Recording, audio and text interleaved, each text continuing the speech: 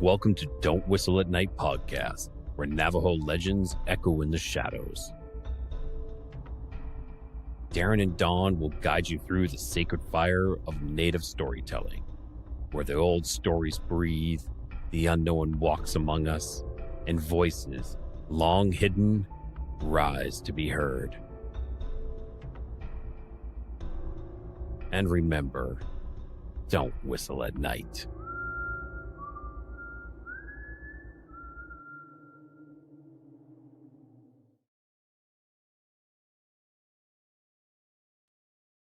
Hello, everybody. Hello. Welcome to Don't Whistle at Night.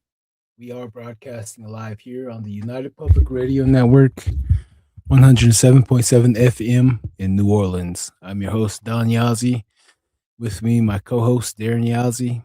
And tonight's special, we have our little team here with us as well. And here's Darren Yazzie. Looks like he's ready to come to the stage, you guys. Hey, what's up? There he is. Got even the little hat too. Probably see that on later. Oh, are you gonna switch it to 2026 in a little bit or what? Yeah, dude. I made something for that too. So here in a bit at the end, I'll switch it over. All right. Let's welcome team member Cedric, Mr. Lee. Here he is. What's up, Lee? How's it going? Hey, what's up? Not much, man. How's it going? How's it going on your end? Tired. Awesome. Yeah. We got some good fresh comments right here. Vet Girl 84. Hey, what's up, Vet Girl? What's up? Hello. Najoni Yeja, I made it. You sure did. Hello, how's it going? I hope you brought the hubby with you. Hope he's not Nacho. Tell him to say hi. I'll read it this time. Right here, I got the comment section on the board. So Audacious Amber. Hey, what's up, buddy? Yep. Happy New Year's to you as well. From our team to yours. We have a distant team member right here, Audacious Amber. She's based out of Maryland, Baltimore, and she's gonna be posting an interview she done on me like a long time ago, basically. And yeah, so she's into the same thing, cryptid, and interested in the truth, like everybody else out there. You know, everyone's in for the truth, and everyone wants to lie and whatnot. You know what I mean? But so how's it going over there? And you're in Darren? It's pretty good. It's starting to rain out here in Flagstaff. I wish it would snow. To tell you the truth, I wish it would snow this year. I was all ready to go on top of the mountain right here and look down at the people like the Grinch, freaking sitting there, belly out and everything. Put out my end of the year rage out there. So it's pretty good. It's pretty good. I was ready to get rolling for whatever reason. This podcast got me sweating for whatever reason. So it's a bit different this time. So oh man. Yeah, I sent the message to Fabian and the team. I don't know if anyone's trying to hit you guys up if they have a problem, but if you guys are listening out there trying to get in, just look in your email, click on the link, and then you can hop on. But what about you, Lee? How's it going on your side? It's pretty cold outside. No rain yet, but pretty cold. And I just got a text from Fabian saying he'll be on shortly. Oh, okay. All right. So, where do we take lead on this one? Where do you guys want to start? We'll probably give it like 10 minutes. Let people come in. We'll just hang out, or I don't know. We'll let the comments decide, right? We'll see if they want to hear a story. We can tell a ghost story. I can start off. I've been telling my stories elsewhere except here, really. You know, I haven't shared all of it here. But if I did tell a story, let me know. Okay. Let's see here. We got Vet Girl 84. Happy New Year. Hey, Happy New Year. Back to you, Vet Girl. Truth for sure. Thank you for your kind words. Oh yeah, likewise. Yep. Your team member. BCast 33. Hey BCast, what's up? Present. You sure are, buddy. Let's see. Arcan Grim 90. Video call my cousin so I can watch you guys. Sounds like Fabian. Is that Fabian? Yeah. Might not be him. Kurt W75. Hey, Kurt W75. No, it's been a while, man. How are you doing? Happy New Year's. Back to you, bro. Cast 33. Didn't realize you guys were going live tonight. Got something to watch tonight. Yeah. Something popped up last night and had me calling around and everything. Surprisingly, everybody's going. No, not surprisingly. Most of the people are going to church back home, spend the New Year's, and amongst the people. So, hey, it is what it is. Wish I was there. Yeah, for real. Like, yeah, the boss, Michelle, she messaged me. She's like, hey, I have the spot that's available. I can end at this time. You can take over, and tell some scary stories, and we do have some scary stories coming for you guys out there. So stay tuned. All right, just stay put. Some time for everyone to come in, and we got one of our good team members here, right here, Mr. Lee, and he'll be in the upcoming series on our next documentary that we're gonna make, and he's probably one of our valuable pieces coming to the team because he's a remote viewer. He's a modern day Dene medicine man. Oh man, look at this. Look who decided to join us right now. I was gonna say my producer's coming out here. Oh hey. Gentlemen. What's up, Adam? Hey, what's up? How are you? How's it going? It's great. Oh my goodness. It's going now. So Yep. Adam, you remember Darren?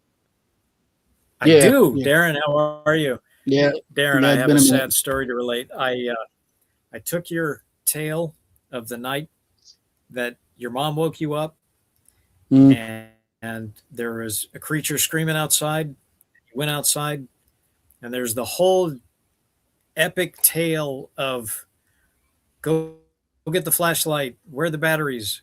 Oh, let's go look for the batteries. Well, okay, we got to go get the gun. Where's the gun? We got to look for the gun. Okay, we got the gun. Wait, go get the bullets. Anyway, this whole epic, that'll be in season 2. Just letting you know. It's coming, cool. But it's going to be in season 2. Right on. Yeah, right on. There's a lot of things that didn't make it in season 1. But Adam, this is Mr. Lee right here. Did you guys disappear? Sorry, what were you going to say? Oh, we got a lag here. Am I lagging or is it Adam lagging? Is it Adam lagging? Yeah, I think it's Adam lagging. Not me. Yeah, I didn't hear what he was gonna say. But Adam, I know you're lagging, but this is Mr. Lee right here in the corner. He's our team remote viewer. And hopefully we can get the ball rolling on season 2. What was that? Oh, I think we lost him. Cutting in and out. Hey, Adam, log back out and then come back in. Try that. Go back out and come back in. Maybe that would help out. Okay. All right, buddy. So, what's this? This red button? Leave studio. Let's try that. Adam was the one with the UFOs, right? The one that was like the UFOs more. Oh, that's what Will said, but yeah, he's because he wrote a book, a science fiction book, and he lives in Los Angeles, so he brushes shoulders with hip hop artists and movies, and they send him pictures, and he scribbles out the pimples and the cracks and the blemishes on these. Oh man, I probably won't make it if I just scribble out the entire face right here. Hey, there he is. Am I here? That you? Yeah. Go ahead. I'm just waiting to see if I'm on the air, if I'm broadcasting, or you know, Yeah. if I'm gonna vanish All right. again, get stuck. Oh no, you sound good this time. Let me introduce you to everybody here. Okay. This is Mr. Lee, our remote viewer, and he's gonna help get us into the right positions. And if you have bad Excellent. dreams, he can help you out. Apply peanut butter on top of your head and make the bad dreams go away. You know, stuff like that. Adam knows a good peanut butter trick. That's why I had to get him first on the peanut butter trick. I know. he now has I, a, he now has I a can't method. use the peanut butter on you. Yeah. He has a method of bringing Sasquatch, and it involves peanut butter. Mm. You know. But anyway, everyone out there, listeners, this is Adam Lima, and Mr. Adam, can you please introduce yourself and tell them about the book you wrote, and just basically introduce yourself in your own words. Go for it. The mic's yours. Oh, okay. Wow. I'm speechless as usual. I'm as eloquent as ever. So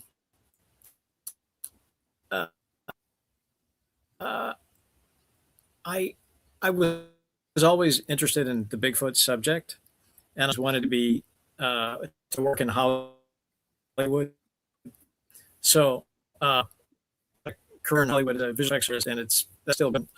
But I've started veer into the direction of documentary filmmaking, and the Bigfoot subject is one that I was just so excited about. Back in 2017, I was all of a sudden lost without an independent project to do. The timer's gone off, guys. Sorry, wife's gonna have to get something out of the oven now. But in 2017, it really hit me that, the Bigfoot topic hadn't really moved much. And there would have to be pictures on the internet by now. There should be tons of material out there because everybody's got a cell phone. So, there should be a lot of material. And when I went looking, there was a lot of material, but it's like the subject had been frozen in place. And so after a lot of research, I found Will Jevning. And then it kind of hit me that this Bigfoot with Will's story, that this topic, we could start taking it places where it didn't seem to be going. Clearly there's a commercial interest for it because you got a show like Finding Bigfoot on the air, what ran for 7 years, and they never found Bigfoot, but they interviewed a lot of people, and I think they did their best, but I don't think those guys really were informed properly of what was actually necessary to really get the footage that they really needed. The footage they kept teasing, they were, with that title. It's like Finding Bigfoot, or eventually, maybe, hopefully, Almost. Anyway, Will and I went out in 2022, and we went to Oregon, and we just did like a 1 weekend hit and run. And it wasn't long enough to get anything that was really substantial, So the next year we came back and we were there for a week. And then we were able to, we had time, we found some evidence, we interviewed a lot of people, and that trip we assembled into Bigfoot Evidence Oregon, and which is now streaming on Tubi and Roku, and it's on YouTube, and it's all over the place. And it's, gosh, I think it's on about 30 platforms or so worldwide. So, and hold on 1 second, Adam. Sure, buddy. 1 second, Adam. And that film, guys, if you guys want to look it up, go for it. It's a really great film. You'll see Will's his knowledge on how to find evidence, like how to identify evidence on Sasquatch out there. And when he was with me on the Navajo Nation, he really showed me, some signs that I haven't shared with anybody, And I'm just like, I looked at him like, wow, man, this guy, you know what I mean? Like, I have so much more questions, and I ask him, he's like, I don't know, these are just the signs. And he learned from other natives in the Northwest.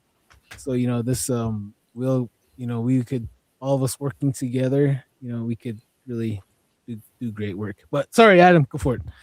No, it was good. I appreciate it. I appreciate the plug. Yeah, so Bigfoot Evidence Oregon, and then after that, there was a lot of stuff going on in the Southwest. But Don, this was before you got in touch with us, and so there's another documentary called Bigfoot Southwest, and currently that's only on YouTube. But it just landed with the distributors in November, so I'm hoping it'll pick up. More people will pick it up, I think, and so that should be out there, getting seen. Well, I mean, more streaming platforms are going to pick it up, is what I'm trying to stammer and say.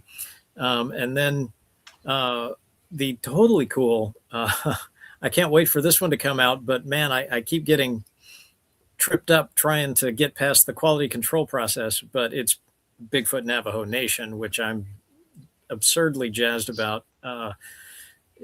It's just the thing about making a movie is like I've been working on it for over a year, because it was last October, November that we went to the Navajo Nation with you, Don, and so that was like the end of October, and then up to like the 5th of November, and we interviewed people, and we shot evidence footage, and then after I was putting everything together, I thought I'd make a feature film, but I had 2.5 hours of material. It was all good. I couldn't sit there and, throw stuff out. So then I formatted it to a TV series. So it's a 10-episode TV series, and just getting the sound mixes completed right now. We're completed through episode 7, and then episode 8 and 9 are they're being worked on currently. And then we'll cherry on top with episode 10 back through QC, and it should be coming out this in 2026. So of course that's tomorrow. So, but later in 2026, and but it's really good. It's terrific. What, Don? What is so cool is when you're doing, when I did Bigfoot Evidence Oregon, you knew that you were going to be surrounded with skeptics, and your witness would come forward and he'd sit and have the interview with you, and everything was great because, you're among friends, but when you step out the door, you're back in mainstream America, where people are very skeptical at best of Bigfoot. That is so not the case on the Navajo Nation. I mean, you may not want to talk about it, but there's no problem believing that there's this giant hairy hominid roaming about outside. You guys have no problem with that at all. I mean, I see one, but my grandma always told me about it, or it was, it's a culturally accepted phenomena. So it's just such a pleasure not to have to get through the skepticism barrier, and Don, with you, we got through the cultural barrier, because, I know that Navajo would prefer not to discuss that subject because they think it's going to manifest it. But I am living proof that's not the case. I never stop talking about it. And we're out there in the woods. I was like, hey, they don't like light meat. All right. I was like, hey, go for it. Let me whistle. I was like, I was whistling to see if they'd come and get me, but they saw Adam like, nope, nope, we don't want to. No, and by the way, mess with Adam. I'm sorry, Don, what was that? Oh, I was just saying all the Bigfoot saw Adam. They're like, no, I don't want to mess with that. Oh, wait, it's stuck again. Things are getting sticky. Oh, you're lagging. But you guys did win an award for that No, film, I mean, right? When we were there, when you and Rez, when you and me and Will were on the Rez, that's all we talked about. We didn't flush one out that way, I'll tell you.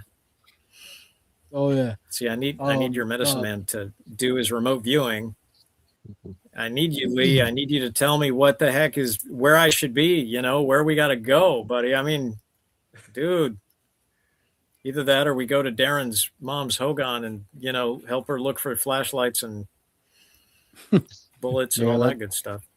Yeah, we can do that too. Have it ready. his area is really hot. It's a really hot spot. Lizardman. They have Yeah. that 3, what Will calls type 3, what everyone calls Dogman. And shoot, the list goes on, man. Yeah. Darren's Yeah. a hut that's really active. Plenty of cover. His area has plenty of cover. That's what I believe it's Yeah, on that side. For sure. Yeah, but it's a well vegetated area, large. Everything you need to hide basically is there.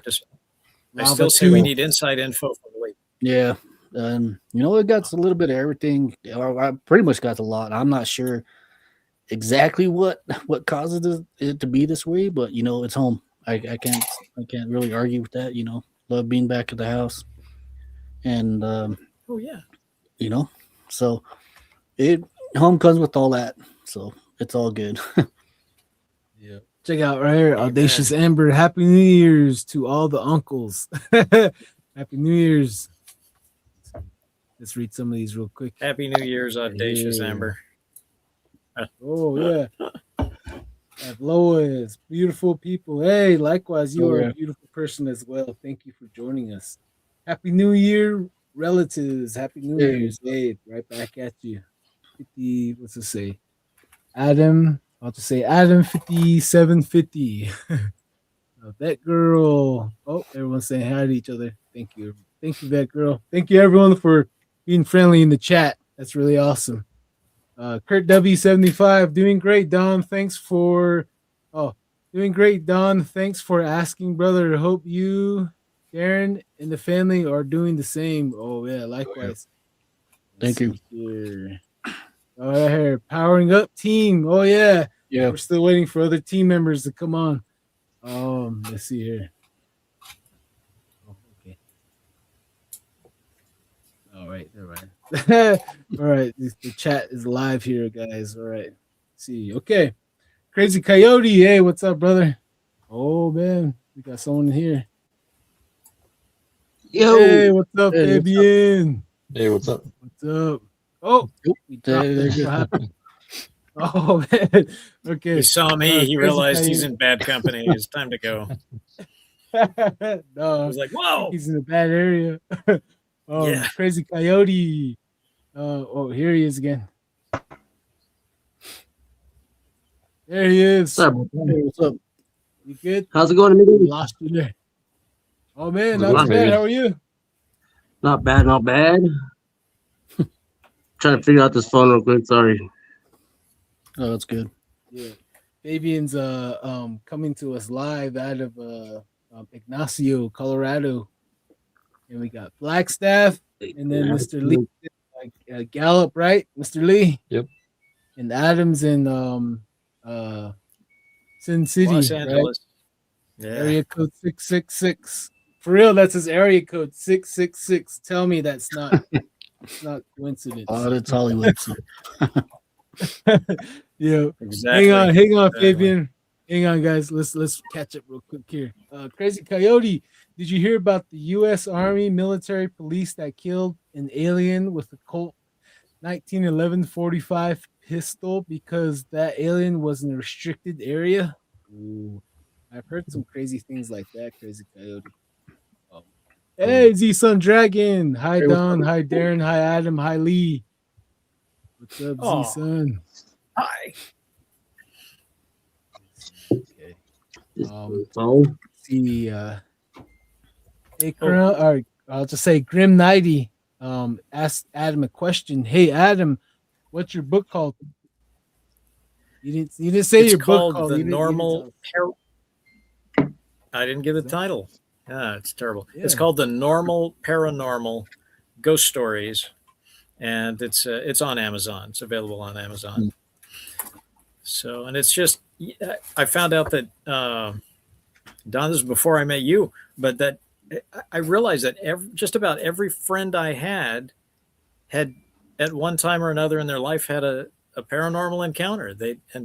And I had one friend who she's had a giant pile of paranormal encounters. So, and now it's Victoria Munday, and she is actually a kind of a bit of a ghost hunter.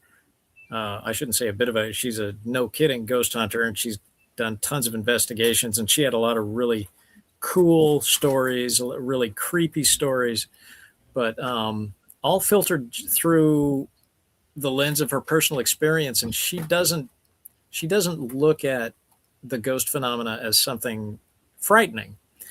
So it's interesting to read her accounts, because you're reading this stuff and you think, God, that's kind of freaky. And then you kind of hear her take on it, and she's like, oh yeah, well then I felt this big sweaty guy hanging on my back, you know, and I asked my friend who was with me, is there someone hanging on my back? And my friend's like, no, I don't see anything. And you know, so it's this kind of, if some big sweaty guy was hanging on my back who was invisible when I was in the haunted house, I'd leave. You know, I wouldn't stay there and work on the next chapter of, you know, freaky things that happened in my life. But anyway, so, you know, there's all kinds of crazy stuff in that book. And it's just people that I know that have had these weird paranormal, and I didn't include everything.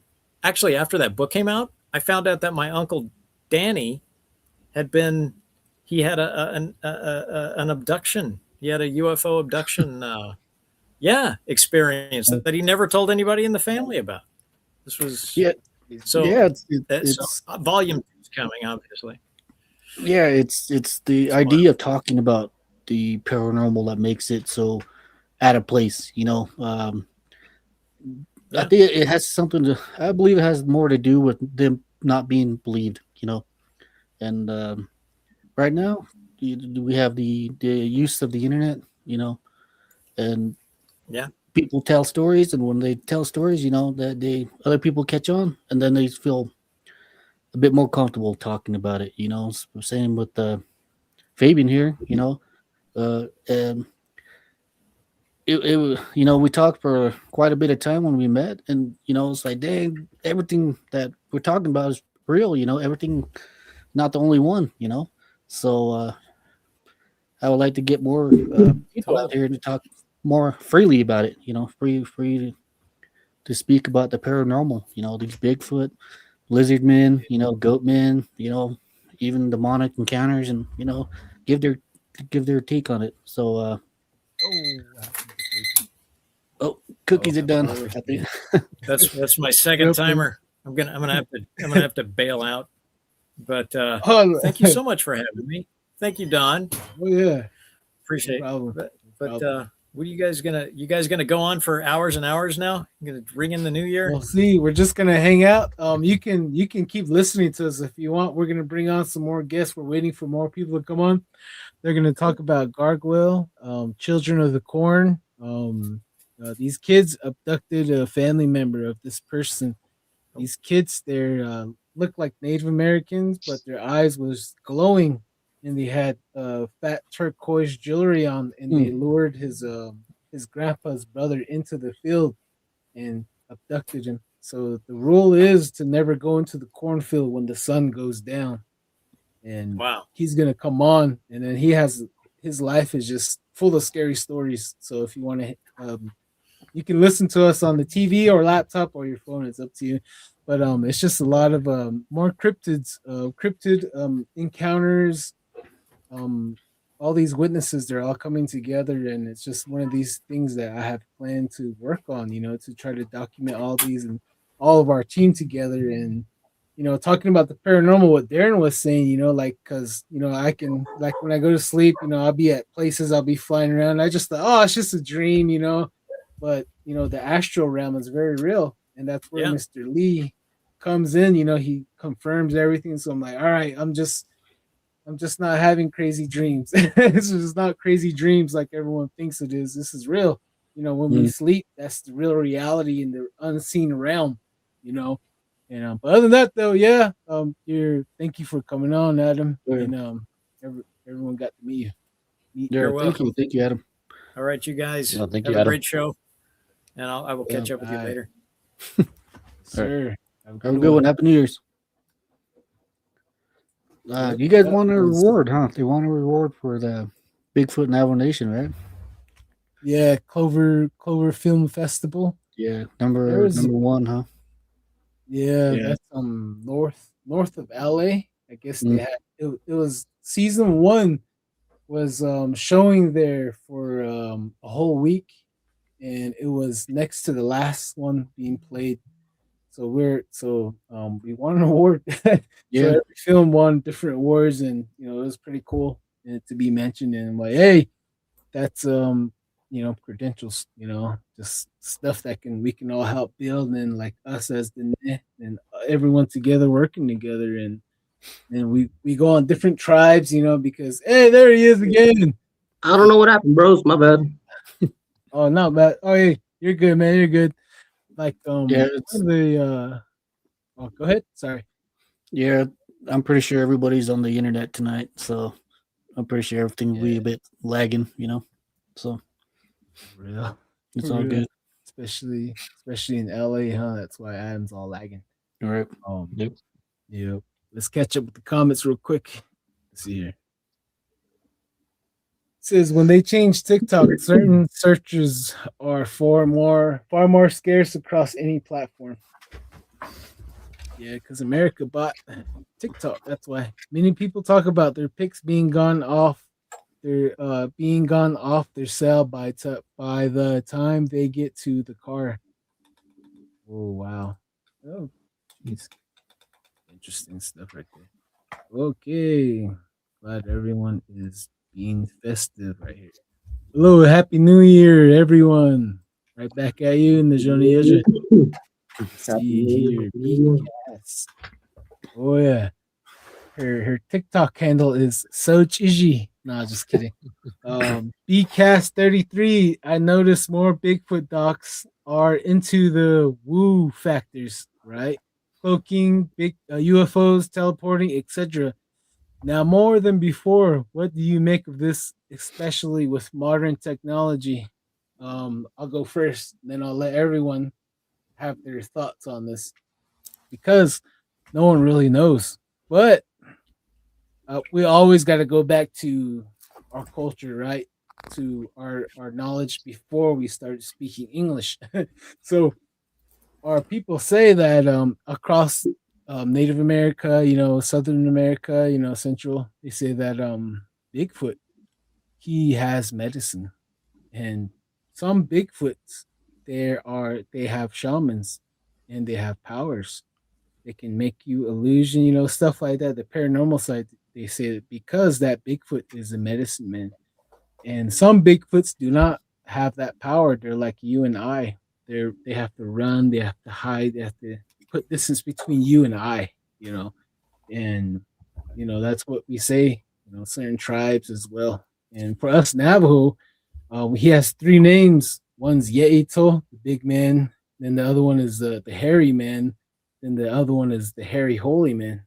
And like if you look up the Yebiche dancers, there's 13, right? 13 dancers. Yeah. The 13th one was the clown, the human clown, the water sprinkler. Then there was the last dancer that everyone forgets to add. That's Sasquatch. So everyone forgets to add Sasquatch on that because he's the hairy holy man, and he has the medicine. He knows where the herbs grow, where to help certain people recover from certain things. But Darren, go ahead. It's your turn. Oh yeah, with the whole Bigfoot phenomenon, I guess you would call it. The mainstream media always takes it like, oh, it's something new, It just rarely popped up with that Gimlin film, And after that, but for the Native Americans all over, Turtle Island, they talk about it. They all have names for it, So, and people see them. Every culture has their own take on it, and it's a very unique situation to be on talking about it right now. I couldn't say that about last year. We barely started the podcast. Now we're here talking about Bigfoot, which is a good thing. But it's every culture has their own, every tribe has their own take on them, which is very unique. And I would like to talk more about it with other cultures. Other tribes out there. I like to talk maybe people on the other side of the world. About this Bigfoot character and what their take is on it is. But whatever it is, whoever it is, it's real. It's very much real, and we have to take more care of like preserving this character, this being, because life's very precious, and I'm not for killing this thing, because like, how would you like it if someone was trying to hunt you down and kill you, or you being getting beheaded because you're a snake in the grass or a snake in the nature, like how is that any good for anybody? But yeah, I have my take on it, and what I've been through with this Bigfoot character. So if it wasn't for him, Don and I probably wouldn't have been talking about him right now. So wherever you are, Bigfoot, thank you, bro. Oh yeah. Yep. And Mr. Lee, what's your take on this question from BCast33? Well, I think he's real. It's just like everything in our tradition and pretty much every tribe and everywhere else, pretty much. Everything comes from legends. It's not mythology or anything. I think he is real. So. And then I kind of like that theory of how your last guest Yeah. the way he said that he moves his hair around and it kind of cloaks himself, kind of like the way Predator does. Yeah, for real. I like that too. I thought I never thought of that. Really? Right? Neither. And then just like the way you were saying, Don, he's a type of medicine man in his own way. Like I said with one of my stories where he helped my cousin when he was up in the mountain, where he's seen those three figures and they gave him. Yeah. Go ahead. Could you tell us that story again? Go for it. For everyone that didn't catch it, because I know some people haven't seen all the episodes, but could you tell that story for us again? Then after that, we'll go to Fabian. Or after your thoughts, then we'll go to Fabian. But yeah, go ahead. Sorry. Okay, I'll just quickly summarize it. But my cousin went missing. Oh no, you're good. You don't have to quickly summarize it. Go ahead, bro. We got all night. Okay. Well, it's happened a couple of years ago, but my cousin went missing in the mountains, north of Gallup, and he was missing for like 2 nights and so 3 days, and we were trying to look for him on the third day, and we found him about 2-3 miles from where he was last seen, and he fell off a cliff and he actually broke his hip. So he managed to drag himself along the way, but throughout the nights when he would find a place to sleep at, what he said was there was 3 figures that would come at night and they would just be sitting there watching him. But then after the second night, he was so hungry that he couldn't find anything to eat or anything. But those 3 figures actually came and brought him food, which was berries and what he said was like some herbs, like grass. And they actually left it there for him, and then they sat back and watched him, and they kind of just protected him throughout the night. And this went on for those 3 nights or 2 nights that he was there until the day we found him. So that's one of the things I think he's able to do, is he's able to help people that are lost. I mean, they pose no threat to him. I'm pretty sure he's willing to help.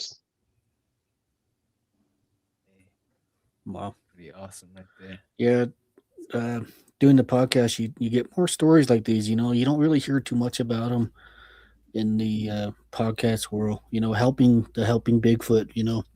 Or one that really surprised me this year was a pregnant Bigfoot that one of our guests talked about. And for whatever reason, man, I never thought about a pregnant Bigfoot.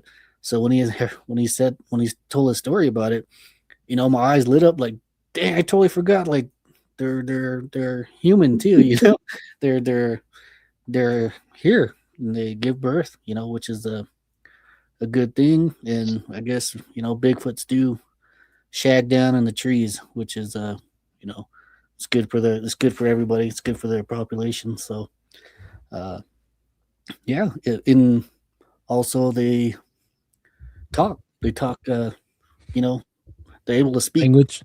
Yep. Yep. which is really unique. Yeah. And they're definitely Samurai on it. chatter. Yeah. Mhm. And Fabian, let's take it over to you. What do you think about BCAS's question there? They're definitely real, and there are definitely some honored ones out there. My encounter with I was ignorant. I made fun of it. I didn't think I'd ever see one, but I ate my words. They Fabian, they're unique. take us 1 second, Fabian. Take us back to where you're from, your area, Colorado, and your encounter for the people that didn't catch your episode. Alrighty, so my name is Fabian Perez. I'm half Navajo, half Mexican. I was fortunate enough to be raised with both my grandparents and speak English, Navajo, and Mexican. So pretty lucky there. But I'm from Ignacio. I live here, reside here. Lived in Pine Hill, New Mexico. My mom lived in Red Valley, out by Red Valley, Arizona. So I know that life. And my encounter happened last year in Chama, New Mexico. I was with two of my Navajo uncles out there working on a big 5 mile project of fence, and I didn't want to believe that's what was messing with me. And the whole time I didn't talk about it because I didn't think nobody would believe me. But push come to shove, it was out there, and it definitely put fear in me. I was ashamed to say it, but now I seen on another podcast a big macho man who was a really big looking tough guy, but he cried like a baby when when he had his encounter, and he couldn't explain it. And that was the same thing with me. I could not explain why I was crying like a baby. It was weird. It was weird. I was sobbing. I didn't feel scared, but I was crying for at least 2 days. It was weird. Yeah. But- Yeah, a lot of people, different people, it affects them differently. Like from my first encounter, I walked up to it. The whole time I was walking up to it, it was screaming and yelling, doing the samurai chatter on Ron Moorheads, where he captured. Same thing. This is before I discovered Bigfoot. I didn't even think it was Bigfoot. 2008, 2007, around there. So in 2019, So the whole time, huh? Oh, Go ahead. in 2019, me being ignorant to this animal, I didn't realize I was so close to it before. And it goes back to UFOs. My buddy that night, we were packing out of elk, and I kept getting mad at him, like, dude, leave that fucking light alone in the sky. It's nothing. He thought it was a drone. I'm like, it's not a drone. Well, about an hour later, we could hear that Bigfoot walking next to us, and I didn't realize it then until now. I'm like, holy smokes, that was a freaking Bigfoot. And I made fun of the guy who said it was down there. I'm like, man, that old man was not crazy. He was telling the truth. Yeah, But well, that's what they say too. Is with UFOs, if UFOs land or get close to the ground, there's usually a Bigfoot that occasionally pops up, or Yeah. yeah, it's really I'm ignorant. I thought I was Macho Man walking around out there laughing about the situation. I wasn't scared then, but I didn't know it was there. But when I knew it was there, and I seen it disappear in front of my eyes, that's when it scared me. Because my uncle was Navajo. Once he got scared, I'm like, oh shit, you're not supposed to get scared. yeah. Yeah, when I first I was walking up to mine, it was screaming and screaming. I felt it in my chest, like my heart, like when you're leaning against a huge stereo bass and it's going, and you're trying to swallow your saliva and it's vibrating. I felt that. I never felt that before until I sat against one, and I got up to it 15 yards, and it stopped pasting and looked at me, and its eyes was huge. Lift its arm up and it started going really fast, and it started going like this. And when it was waving, I saw his hair. It was red hair. It matched the red dirt in El Cheetah, and it backed off. And I walked to my family. There were 6 of them. They're standing like 50 yards away.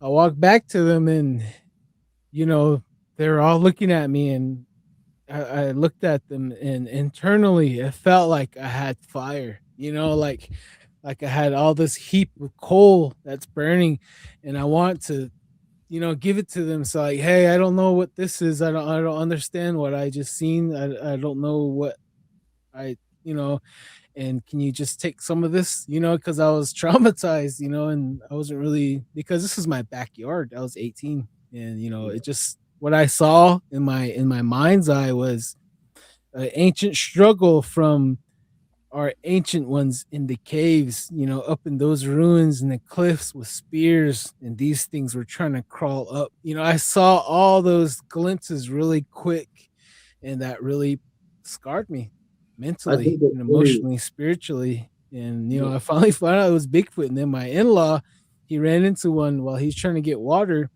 and he was having nightmares. He took a picture of it sitting in a broken cedar branch right in front of him, and he cruised off, and it was every night he's having nightmares, getting closer until he finally deleted the picture, and then the nightmares stopped.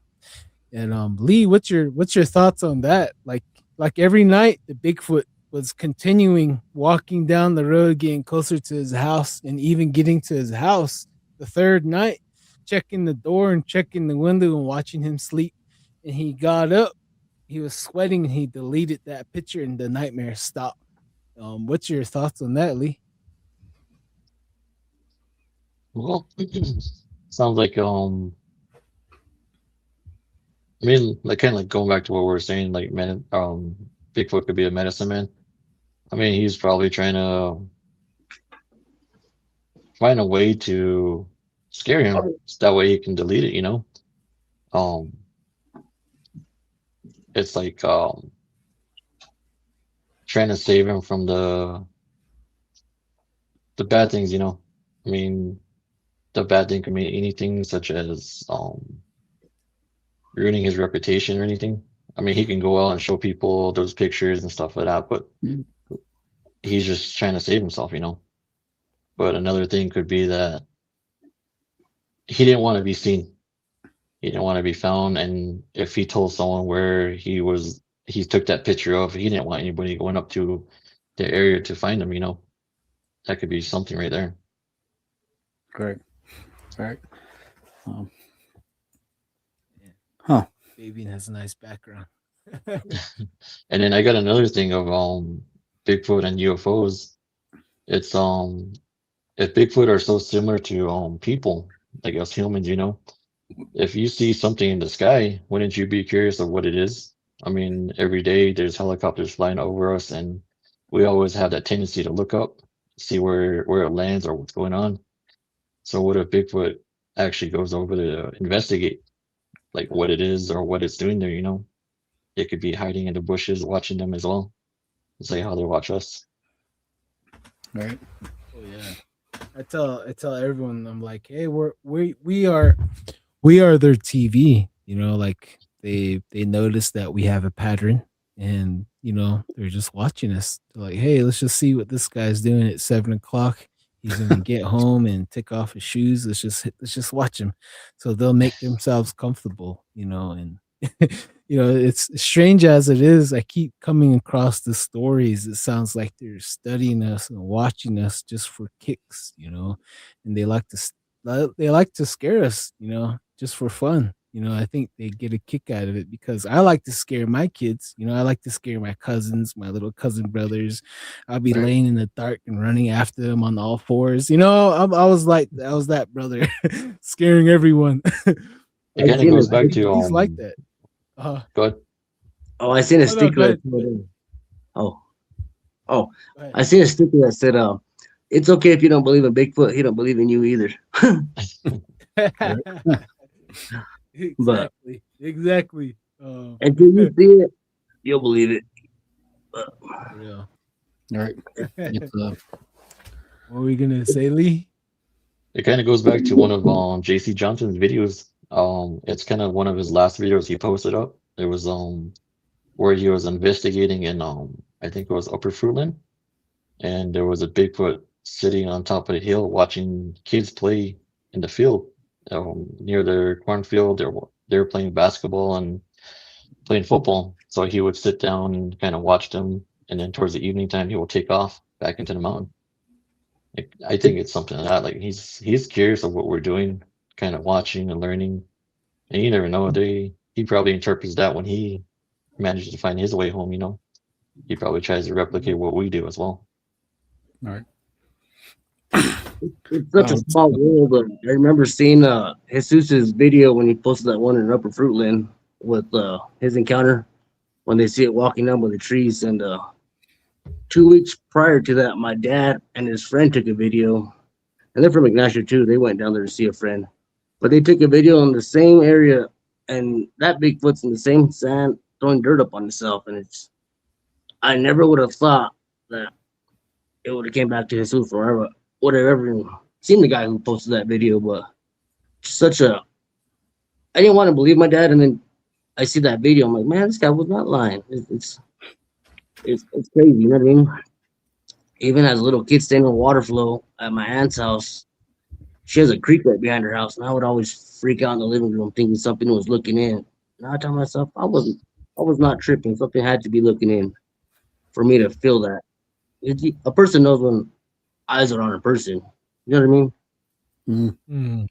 I always look up in the living room to the top of the wall, like at the top of by the roof there was windows. Always feel something looking in. I tell myself, man, that's crazy. Now knowing that it's real, there's a possibility, especially how much it runs around on the San Juan River, Hogback area, Fruitland. You know what I mean? Yeah, that whole area is just bizarre, man. Just full of. When you're down there, it's a whole different jungle. I rounded up cows for our grandma right there on M36 by Chocolate Wash. And, man, it's a whole different world down there. Can you get down there? The silence is trippy. You can't even find the cows and stuff. And then when you do find them, it's a battle to get them out. But not ever knowing that I was right, mixed in with all that right there under my nose, me being so ignorant, it opened my eyes a lot. It definitely changed me, and I appreciate the mountains more. It's hard for me to get back out there. I ain't gonna lie. It's scary. Oh man. Now I can hear it. It's scary. Yeah, that's why we're all here. We're all here to chat about it. And speaking of you just reminded me. We're all talking about San Juan and Farmington. Late February, right, guys? We're trying to plan something to a little investigation.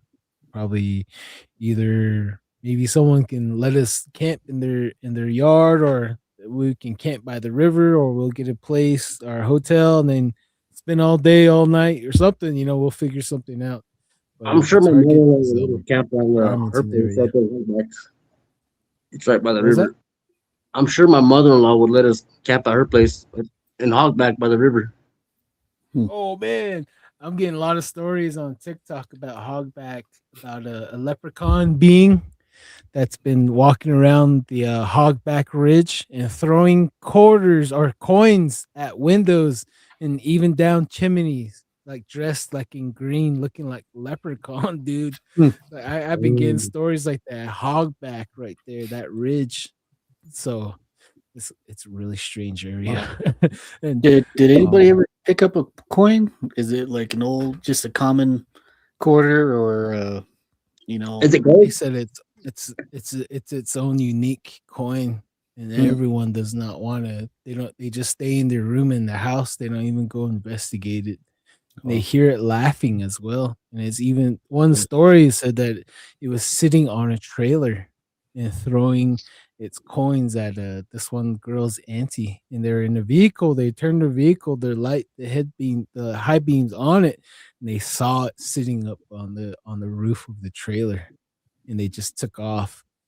So, and even T, I can't remember what episode she was on. She said she's seen that leprechaun by its East Nuzbus. There's this bridge, and it's sitting on the pillar, and it's just watching people drive by. So it's just like a leprechaun looking thing. Real quick, let's read some of these comments we're falling behind. Audacious Amber, doesn't most spiritual warfare take place in the astro? Yeah, yeah, and physically and spiritually for sure. Always wondered why, like, seeing all these UFOs just disappear into thin air. They just light up and then they're just gone. Like thinking like, did they go into another dimension because it didn't shoot up? And then seeing a portal open in the sky, like a giant window opened up and then close shut. And I didn't see anything enter or close. So, I have my own questions, and but all I want to do is just capture it on film. Right. I think that's all thing we can do. Say, hey, this is what I saw. You tell me what this is. That's one of the things. Okay. Hey, little wolf, see, hey, LOL, there you are. And you're late. No, just kidding. Hey, what's up? And let's see here. Okay. Cool. Yeah, it's yeah, the UFOs, man, they're out there. I'll say it again. I'll say it twice. I'll say it 100 times. These UFOs are out there in Pine Hill also. For whatever reason, man, this whole area is just really bizarre. It seems like everybody has a story. Everybody has a story to tell. And for the whole week of us seeing these UFOs, one thing that I didn't mention because I didn't know what the deal was with it, but at the last day, the last night that these UFOs were flying around doing stuff, we posted up next to a windmill because that was the best area. The area was just flat and it was out in the open. And I had my 9mm had a light on it. When we're all looking at the lights, just watching them, we started seeing a white mist, almost white mist. People, running across the field, shooting on this side on the ground, and I thought I was tripping. I thought it was just like my mind playing tricks, and it wasn't until I drew my pistol out and turned the light on. Like, do you guys see that? And I turned right at the area. My younger brother, he's like, yeah, I saw it. Like, well, he's like, what is it? I seen a white mist running around on the ground. He's like, oh, whoa. He's like, I just seen it on this side next to the truck. And he's like, I've been seeing it out there in the field. And that's one thing I don't really understand too with these lights, that these little white mists were shooting all over the ground too. So, it just adds more to the mystery and everything, dude. It was really bizarre event that happened. I haven't heard nobody talk anything about that on, the whole paranormal world. I never heard anybody bring that up. Seeing UFOs and then seeing lights, mist floating around the ground. The moon was out too, so whatever it was, that was part of the UFO encounter. Take it as it is, And there's definitely a different world out there. Right. Especially how quiet it gets, the evening times, the nighttime. It's a little spooky out in the dark. Right. Yep. And Lee. Oh, sorry, Darren. Go ahead.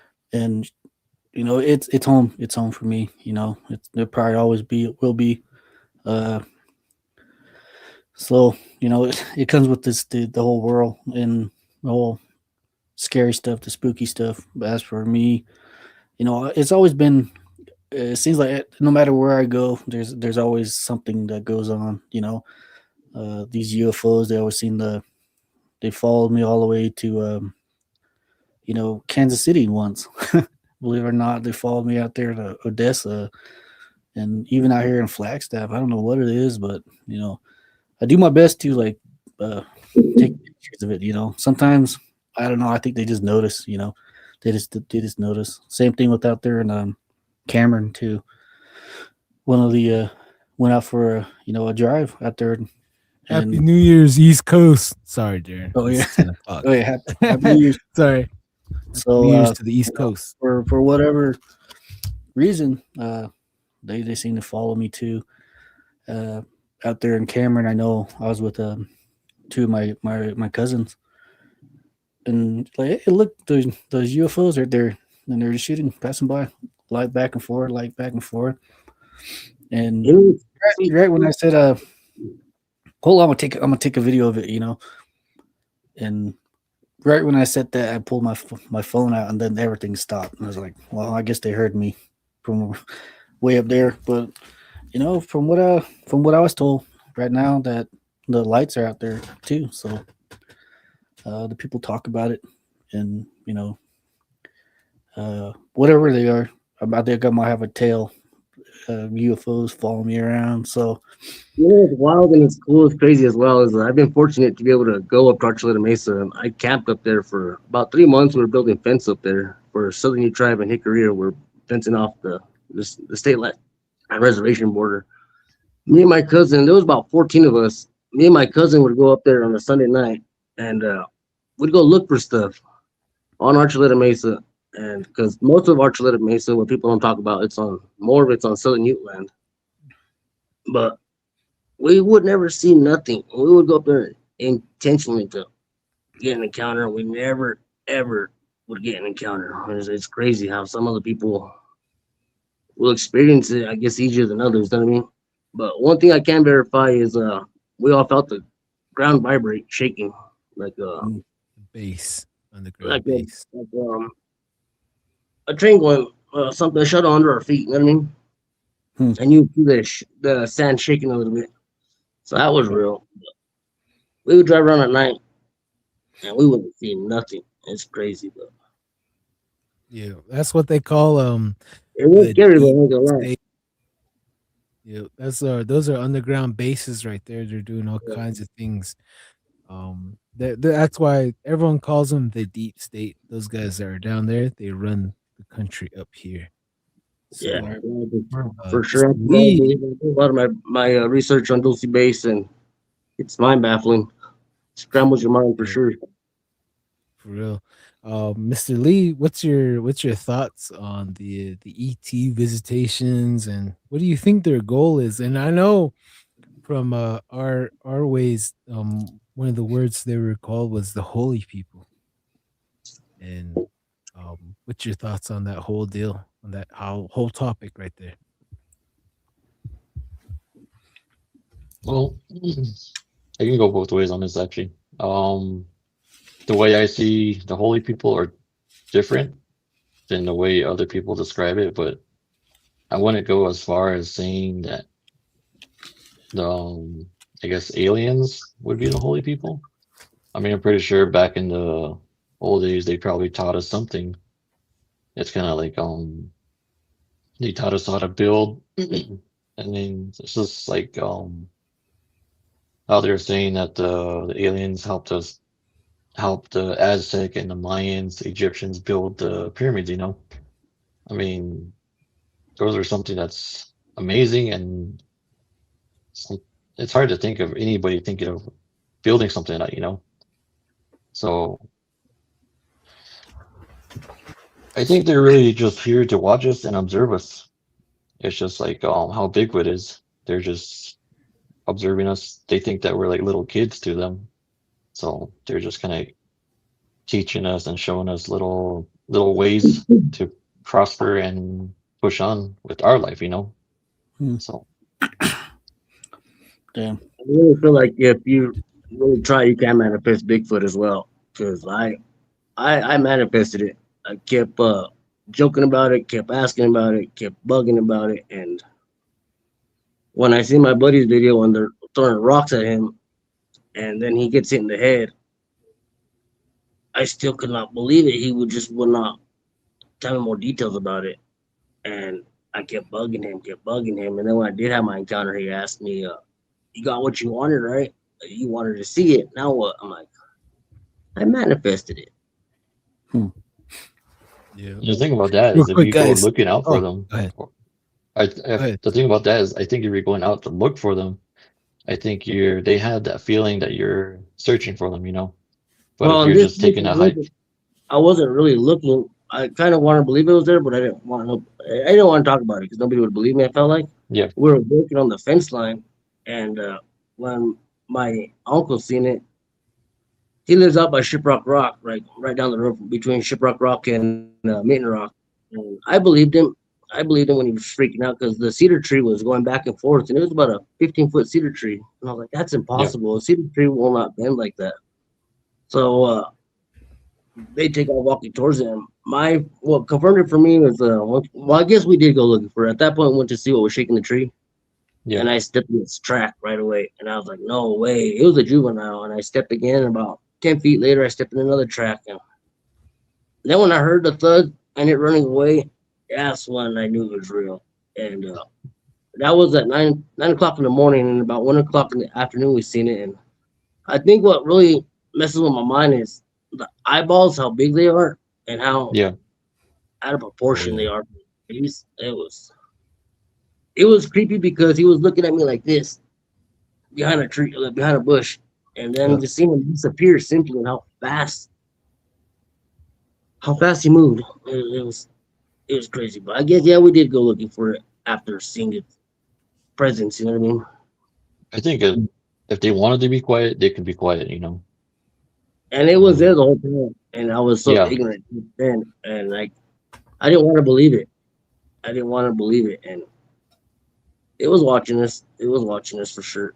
I regret it now. I should have grabbed the hair that we seen, but honestly, I was freaked out because the last day of work, I went back and my uncles came back up here to work in Chama for me from Red Valley, and it was yelling at them in the morning. And I seen the big bear there. It's a hunting ranch, so I know what a 600-pound bear looks like. That Yeah. Bigfoot made it look small. And then my uncle's being scared, and they're both Navajo and religious. I'm like, man, these guys ain't joking. I should have grabbed the hair. It was about at least 2 feet long. It's over the barbed wire. There was no more cows, so they couldn't be cows. The bear don't have hair that long, but yeah, man, it was definitely crazy to Yep. just see it present itself. Got you. Let's catch up with the comments. We're falling behind, guys. I don't want to interrupt you guys. So like, wait. All right. Okay. Najoni Yeja, she says Gigi lips with double D's. That's right. Let's see here. Crazy Coyote heads up January 19th, 2038. Another Y2K superbug is coming. Spread the word, prepare for it because no one is doing nothing. That's if we make it to 2038. Jeez, that's another thing to look forward to, right? Let's see here. He comes back, Crazy Coyote. Yes, 2038, January 19th. Okay. It's just the same thing. Oh, we're here. Let's see here. I agree with you guys. Him moving his hair to cloak and being spiritual. I also think that it's crazy that the Tibetan call him Yeti. Yeah, and Dene call him Yeito. It sounds similar, Athabascan. Yeah. It certainly does. What about you guys? You guys agree to that? Yeah. Yeito. Yeah. I trip out about that all the time. I trip out people all the time. It's because they call him Yeti. And then Yeito. Oh yeah, Yeah. yep, for real. And let's see here. Audacious Amber Fox just visited me at my window. Heard something in the bottom floor. He was big. Ooh, Oh, sounds well, like a nice. Make motel. sure to have them like, share, and subscribe to Don't Whistle at Night podcast. You know, probably wants to listen. He's Oh yeah, he hears everyone talking about some good stories. That's why. Right here in the Genyoja, na kaidene pashashin aho. Awesome. Represent. Sea Sun Dragon 6461. Growing up in the country, we saw 3 translucent Bigfoot moving through the trees, then seemingly vanish. It initially felt it was father, mother, and child, and felt their energy leave when they vanished. Hmm. Wow. Well, Heidi Gold. Hey, Heidi. Hello, Don, Heidi. Darren, Lee, Nakai. Much love from Boulder, Colorado. Steph, Hello. say hello. Show some love and say Happy New Year's. Oh, Yep. thank you, Heidi. Oh yeah, yeah. So, Happy New Year's, 2025. Happy New Year's. Oh yeah. Crazy Coyote comes back. He says, sounds like that old saying about pitchers taking a soul from someone in case a Bigfoot soul. Maybe he's like, hey, you took my soul. Yeah, right. Oh man. Give it back. Yep. And right here he says he comes back. Crazy Coyote. They are watching us because there's videos footage of one downtown Long Island. Oh, wait, I don't know what he's talking about. And Sam's pretty paranormal. Hey Sam. Hey, Happy New Year's. New Year's. Likewise, if you're on the East Coast, Happy New Year's, East Coast. Okay. Everyone's saying hello to each other. Awesome. Yep. Right here, little Wolf C13. LOL called out again. I just remembered you were posting something about going live on YouTube tonight. Oh, yep. And here we are. Beatcast 33. This is a question for you, Lee. It says, hey, Lee, if I'm not mistaken, did they say you were a hand trembler? If so, can you trigger it willingly or when there's a reason to? I use it every day. It's like I said in my last episode, it's like breathing. I can just do it without really an intention to do it, you know. It's whenever I go into a store, whenever I walk outside. There's even I can even stop the wind if I needed to. Like even if there's like a dust devil coming towards me, I just tell it to go away, or I tell it to slow down, calm down, and it'll calm down. And it won't like be like for a long time. It'll just calm down for like a good 5-10 minutes. So I can pretty much just do it. I don't know if that answers your question, but it's the best way I can describe it. That answered more than he asked, I'm sure. And let's add to that. I'll add to that. There's this video. There's this guy that I follow on here. His name's Wally Brown. He's like a medicine man too, and he had a video on hand tremblers. So if you guys want to check that out, go for it. It's good information, free for all. So he said that all the leaders, Manuelito, every one of those war chiefs and peace chiefs, they all had that hand trembling gifts, and it was a requirement for a leader of the leaders of the Navajo nations to have that gift, to be able to foresee and to have that discernment on individuals, you know, from this tribe, that tribe. So they had protection supernaturally, physically, emotionally, and mentally, and with love and sacrifice all together. So to be a leader for the Dene, that was the requirement, is to be a hand trembler, and you had to ask for it too. Remember him covering that, and you would ask for it and it would be given, because like we said on the past episodes that, you know, the gods, they know DNA. They just have to look at us and they know that we belong to them. That's what one of the past guests shared with us. But what do you think about that, Lee? What's your thoughts on that? Yeah, that pretty much hits it spot on. I mean, like I said, you can either ask for it during the ceremony, if there's someone that's listening, if one of the DND is listening, and then I'm pretty sure they're gonna watch you, see how you are, and you'll probably be given the gift. And it's also passed down through family as well. But even through that, it's watching you, seeing what type of person, your character, your personality. It's just something that watches over you. You know, they don't sleep. They don't sleep Yeah. like we do. We need sleep and we need something to eat. And it's kind of funny, actually. I'm sorry, Darren. Ardon. Oh no, you good. It's kind of funny because when little kids see me, they get scared of me. They're so scared of me. And then at one time I asked my niece, because she was so scared of me when she was younger, and I asked her when she grew up, I asked her, why were you so scared of me? She always told me, I can see two black figures standing behind you, and they never showed their face to me. and I always thought like it was like a demonic presence behind me or something, always following me around. But now I think about it, she was actually my teammate. So that's why my cousins actually tell their kids that, oh, I'm gonna go get Lee. He's gonna scare you guys. So I guess that's the whole reason why they do that now. I had my uncle for that. Like, hey, we're gonna get Carl. And all the kids like, no.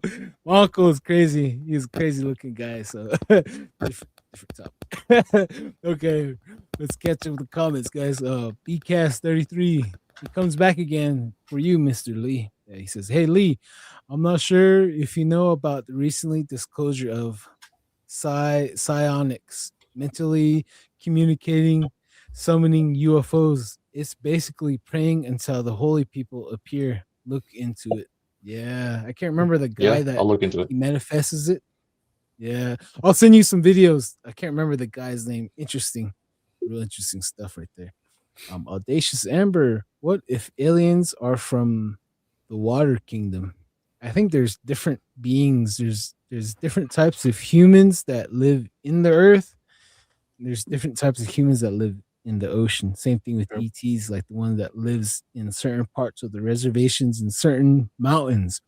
They're the lizard beings, and those guys cloak, and they're 7 feet tall, 9 feet tall. They're very horrible looking beings. That's what, from a little bit of what I know, I'm not really sure. There's a lot of things that we don't know yet. Okay, let's see here. Crazy Coyote says, "Oh, I forgot, y'all. Got them eyes that seen Bigfoot in my dad and uncles. They seen one in the 1940s, Salt River area near a mountain." Oh yeah, interesting right there. Okay, let's see here. Audacious Amber hybrid can walk both worlds, natural and supernatural. Oh, talking about the hybrid beings. People get abducted. They say they get semen withdrawal or get their eggs taken out, or they're getting pregnant for 3 months and then get abducted again. The baby's gone. Stuff like that. Excuse me. See here. Goodman. Gamal Goodman. What's up, everybody? Happy New Year's from Central Cali. Hey, what's up? Hey. What's up, Cali? It's going to be New Year's in Mountain Standard Time in 2 hours. So Cali's 9 o'clock right now. Still early over here. Right here, Najoni Yaja. Beetlejuice with Mr. Lee. Come on over. Just kidding. He's a hey, be careful. He might come over with Speedos on. Careful what you wish for. No, just kidding. Good man. Stephen Stephen Gear is the guy. So on YouTube, Stephen Gear, he's what do you call oh man, it kind of escaped me. Oh, psionics. There you go. Right there, psionics. Tempe, Arizona, 1940s ASU A Mountain near the stadium. Oh man, that's right by the Salt River. Yeah, that canal. So they take the canals down there, from what I know. Z-Sun Dragon. So since what I saw looked translucent, it seemed to vanish to where? A portal? I think they are interdimensional. What do you think? Oh man. Ooh, man. There's I think for sure. Go ahead, Fabian. Oh, I said I think portals definitely exist for sure, because the time warp sometimes on the res is crazy. Yeah, Indian time. For sure. Yep. Yeah, even the go ahead, there. even the Navajos believe in portals too. It's in their stories. That's how we came here. So Escape the flood. as for how, it's a mystery. Who knows, man? Just time loops, time warps, time tunnels. Everything's all up there. It's all thrown down the rabbit hole. So Definitely. From Western Navajo Nation, there's multiple portals that are stational. Well, actually, one stays in a wash, and there's one that has a pathway where you walk up into it. Once you pass it, maybe I should tell the whole story. Maybe next time, but I'll cut it short. So you walk past, you walk on this trail, and you see a pathway of this rock overlay, kind of like a little arch, and the pathway goes right into there. Once you get on the other side, you will be walking into a tunnel, but it's like flagstones, like sandstone layers, like a step. You're walking on a step, and you're gonna see Anasazi Padres on your left, on your right side, all going all the way up, and you're about to exit, and there's light coming through, and you hear laughter, you hear women, you hear children, you hear men, all talking, having a good time. And you would turn around, and you have to go back to where you come from and to exit back out of that portal.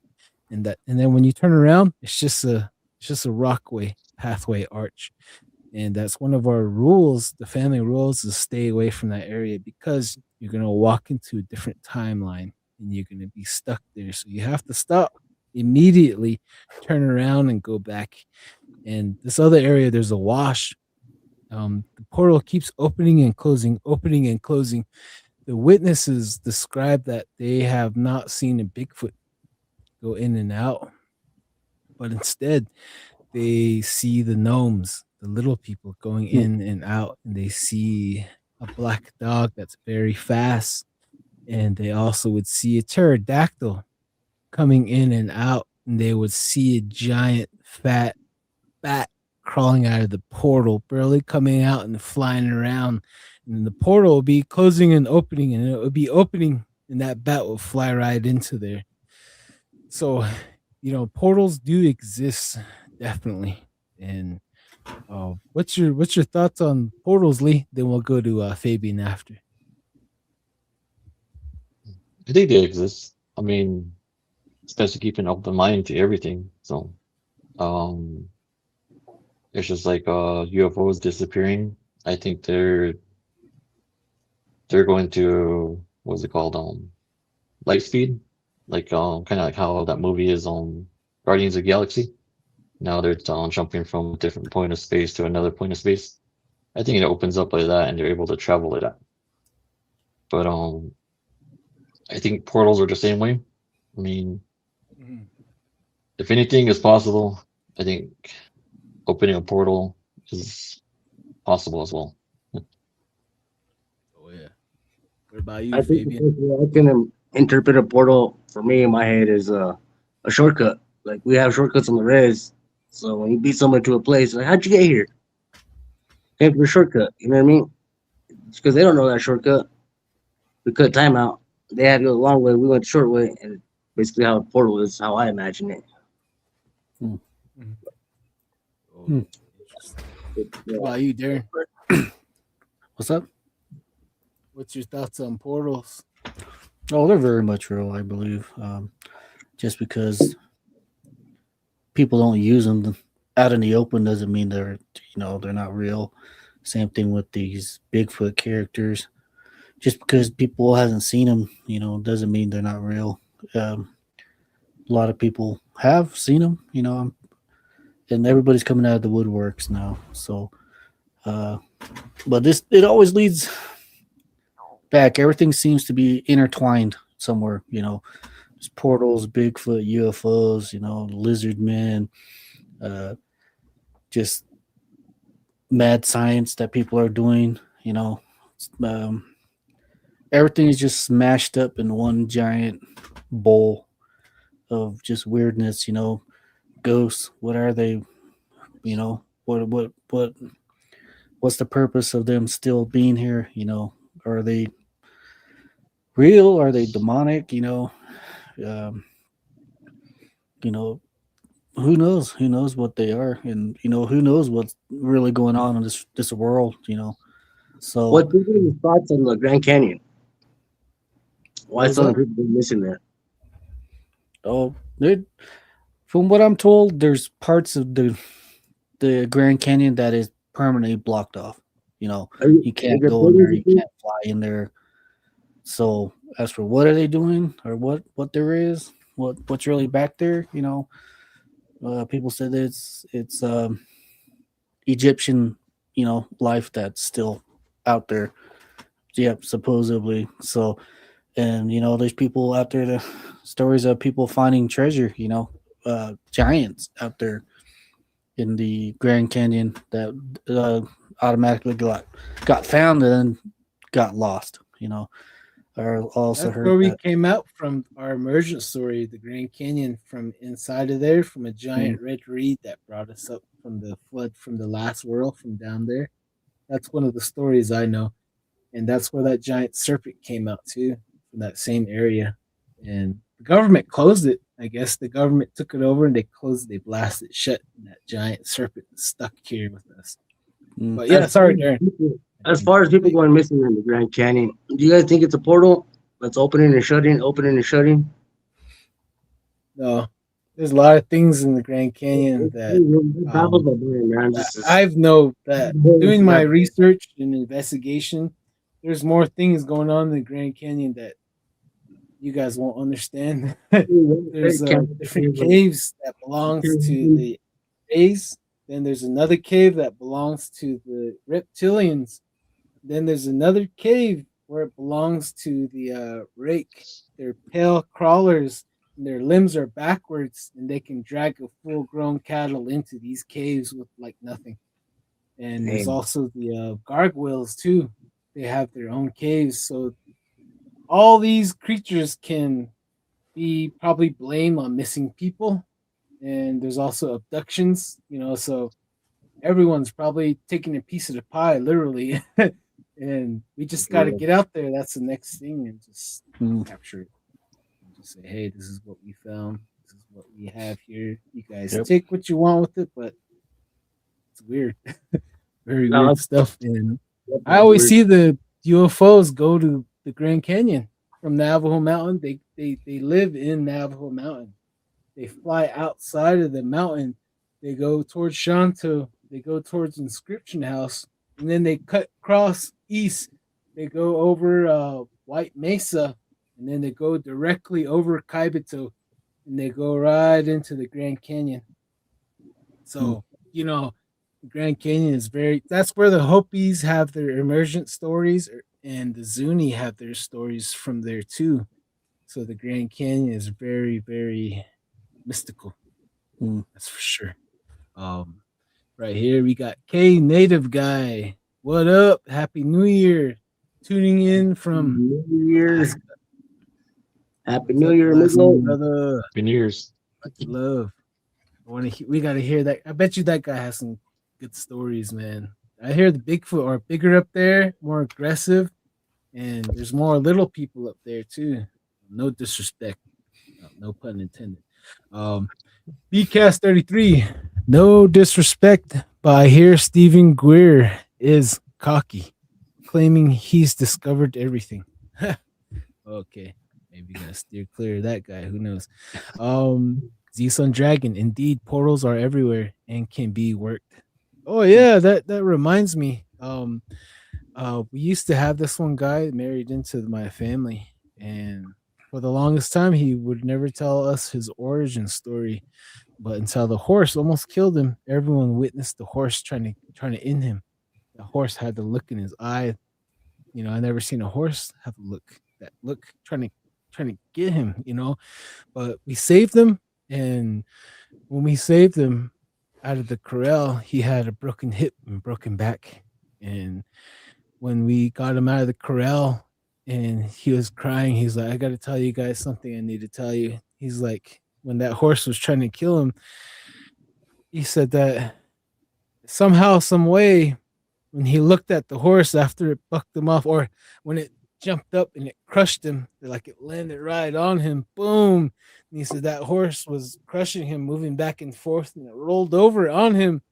He said the horse looked directly at him and spoke to him in some kind of way, and told him that he's here to end him because his role in learning how to be a skinwalker, and he told us everything. He spilled the beans that his uncle was teaching him how to shapeshift.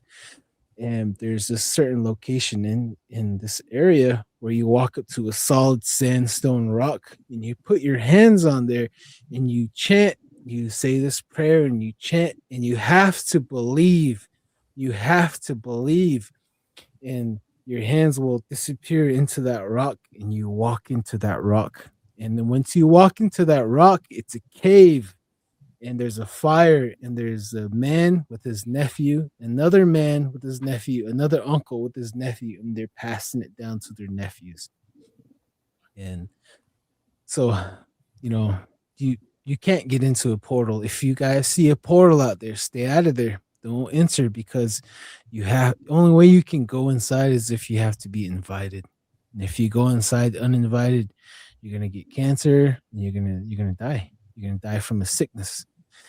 So you have to be invited into the portal. So that's just FYI. And Lee, have you heard anything like that before? Oh, what's that, Fabian?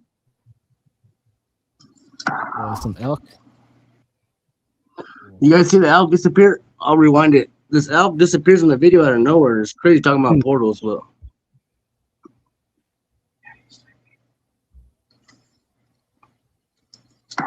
Oh yeah. What in the world? That's weird. yeah, it's crazy. My cousin sent me that, but how do you explain that? The elk just disappears out of nowhere in the video, and it don't look like it's edited anyway. But that's crazy. Like, how do you explain that? It's just gone. It's weird. It's so weird. He should have pointed it upwards. He should have pointed it upwards, and maybe he would have saw something cloaked. Because I know these ETs can cloak their ships right above you. They'll cloak it. Hey, Mr. Lee, I want to know your thoughts on the that story I just shared from an old person that was married into the family. Like believing it. Like I know, like in Navajo, they say you have to believe in it. And then when someone is gushing you or cursing you, and they would tell you it will only work only if you believe in it. You know, like if you believe in that power, that magic, then you're weak to it, then you lost to it, type of deal. And if you believe in it, it will work. You know, you'll manifest it for sure with your own tongue. And what's your thoughts on all that? That's actually true. It's like the more you believe in your prayers, the harder it'll work. I mean, it's similar to the way I use my gift. The more I believed in it, the more that I was able to do something with it, to use it for good. I was actually helping people, you know. When I first started helping people, it was like I was kind of doubting myself, like wondering if it would work. And I was always questioning myself after I leave that person's home. And then I would always like check up on them a couple of days after, and then they'll be like, yeah, what you did for us actually helped. So I actually do believe that you have to believe in what you're doing in order for it to work. So Prayer that strong. being said, Be it Hinzine, right? Is that the right word? Be it yeah, Hinzine. You know, you that's the word you say in Navajo. You believe in it. You give Yeah. it power. Yeah. Well, it does say it in the Bible too. You know, pray about it, believe that you get it, and you'll get it. You know, it's always a thing. Pray for Life and death are at the power of the tongue. Yep. That's even in the Bible for sure. Definitely, man. Let's catch up with some of these comments right here. Post bankruptcy Malone 09. What's up? Happy New Year's, everybody. Just rolled in. Hey, from Rhode Island. I'm very thankful to have found this channel. Makes me think I'm not losing my head too much. Hey, we're all in this together, right? All of us right here and everyone listening. Happy New Year's. Yep. Happy New Year's. Happy New East Year's. Coast, Rhode Island. That's some nice country right there, Rhode Island. BCast 33. No disrespect. Oh, wait. Okay. I think I already read that one. Let's see here. All right. Crazy Coyote. Before he died, author Tony Hillerman wrote his last novel, The Haunted Mesa. Ooh. It's just different from Jim Chi and Joe Leaphorn's books. In that book talks about portals in the other world. He has heard something. Other world he has heard. Oh wow. definitely got to check out that book now. That sounds like a good book. Tony Hillerman, BCast 33. I've seen numerous pictographs of spiral designs, portals near Anasazi ruins. We'll okay. We'll start off with Darren. What do you think about the portals? Have you heard anything? I mean, the spiral pictographs. Have you heard anything about that? From what I was told, it's the now used to use it for corn. Instead of the white colonial ways, they Grid? yeah, Grid? instead of the grid, they would spiral their corn into the ground like that. Irrigation. Yep. With the three sisters, and they all grown together. Yeah, irrigating. That's what our name comes from. Is the Anasazis na beho. That means like the field tenders, the people of the field. Same thing, like that spiral. That spiral is a ripple. In the beginning is our ancient ones, and then the outside, when we flow outside, is where we're descending, where we're coming from, and we're the outside, the ends of the ripples, and our children are the ripples of yet to come. So that's what the spiral is. And for the Anasazi, I know that certain times of the winter or summer solstice, spring solstice, any of the equinox, they observe the stars. So when you're planting corn, you're planting squash and beans, you're going to pay attention to the skies. You're going to pay attention to the stars, where they're going to tell you when to grow your corn and when to reap and when to sow. And then so they would have ceremonies that to help, each of those times. There's a time and point for this, there's a time for that, there's a time for this, and they would use those spirals. When the sun hits a certain part of the day, you would see a dagger penetrate the center or part of it. It'll tell you the certain times of the year, so that goes into astronomical. But yeah, that's Lee, what's your thoughts? What do you know about the spiral pictograph? Well, I agree on with what Darren was saying. It represents the corn, and it can also mean a portal as well. I mean, there's some things we still don't know about it. From what I was just thinking right now, it could also mean something like water, just like how you were saying, the ripples in the water. I mean, if you throw a rock in the water, it disappears, So it can also mean something like that, thinking that the Anasazis thought the water was some type of portal for them. Oh man, yeah, especially like in the Bible, it actually talks about the portal up in the sky. So like when they're building the Tower of Babel, they're trying to get to where the cloud and the moisture meets. So supposedly there's a portal there where the sky and the earth and the clouds hit. There's a portal way where you can go into the other reality. I remember finding that one time. So I was like, what? There's a lot of weird things you find when you're reading stuff. And Fabian, what's your thoughts on the spiral pictographs? I know you've seen some out there in Colorado. Kind of new to that. I've always wondered what it was, and kind of makes sense what Darren and Lee are saying. Like, it's kind of what I've looked at it, but I kind of think inside I felt like it was a portal going back and forth to different worlds. Just no, I guess our native side, Navajo beliefs, but I don't know. I can't wrap my mind around that. I've always wondered, so I'm learning to that one. I've seen them. Oh yeah, and I've seen a lot of. It's crazy. I've seen Anasazi rooms out in the middle of nowhere, and that's kind of creepy. I stayed away from them. I left because you could feel something in the dark looking back, and it was wicked. I left. I didn't bother it or nothing, but I wonder what's in there. I always wonder what's in there. I know exactly where that place is, but I've learned not to bother it. And what's crazy about that same area is walking up on a tree, a cedar tree, just like the one sitting behind you in your green screen.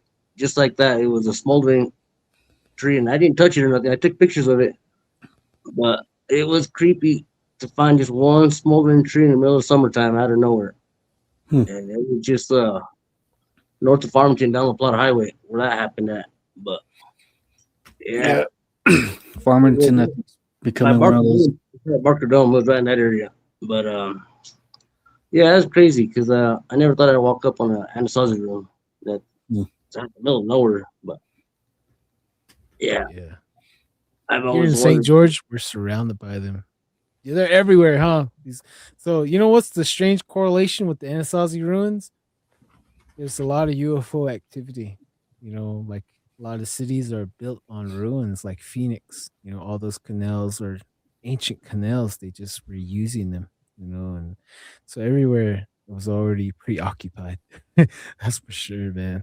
Hmm. Okay, let's catch up with the comments here. AZ Lyman 47. Happy New Year's, Don and Darren. Sorry to miss the show tonight. I'll be celebrating at Pichakung Casino. I know I said that Oh, wrong. happy birthday.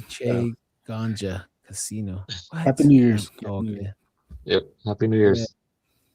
Oh yeah, Happy New Year's. If you win something, send us something. No, just kidding. Bet Happy Girl New 84. Someone somewhere hiding something. For real. See here, post bankruptcy Malone. Like some Japanese folks around World War II, we're talking about finding giants. Yep. They're out there too, man. Giants are they're out there. You know, Navajos believe in the giants also. Yeah, it's really weird. There's a lot of correlation. You know, everybody seems to be have stories of giant people.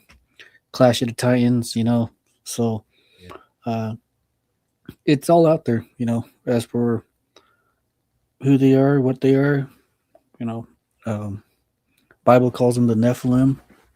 You know, so as for what they are, you know, who knows? Who knows really? Yeah, we call them people- Yei. Oh, sorry, I think Jared. Go ahead. the half rabbit, half man. I feel like that's like portrayed as the Easter Bunny, but we're too blind to see it. You know what I mean? Yeah. I don't know, man. I can't. I think I would probably just fall over. You know, see a giant rabbit. I don't know if you guys know what rabbits look like. They have those big bulging eyes and they stick out and Big old teeth. big old. Chompers. Yeah, dude. I don't think I can. I think Rabbits I'd look probably just- the way they run. right. Yeah. Oh, hey, real quick, before I forget, going back to the Giants with post bankruptcy Malone, how do you find those pictographs of the Giants? When you look around, you'll see a hand. In that hand, you'll see an extra finger, 6 fingers. In some pictographs, you have to really look. And you'll see feet that have 6 toes. Those guys are the Yei, the Giants, and you know some tribes fought against them, and for our tribe, they intermarried within us, and that's why we have some clans Yei, and there's another clan I can't remember, descendants of the Giants, and those people that have that clan Yei, they are gifted supernaturally as well.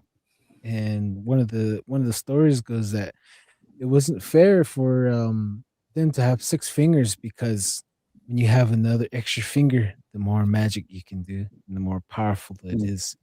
So we went on all offensive all across Turtle Island. That's why when we meet someone, we say how or yat and we put our hands up and we count how many fingers. If he has an extra one, that's automatically, you know, like, hey, get him, you know, that guy's cheating. He's cheating. He's not mortal like us, you know, he's smarter, you know, he can do magic. And they took refuge with certain tribes, you know, and you know, for us that's a little bit of the history. And I don't know if you heard anything like that, Lee, have you? Actually, have not.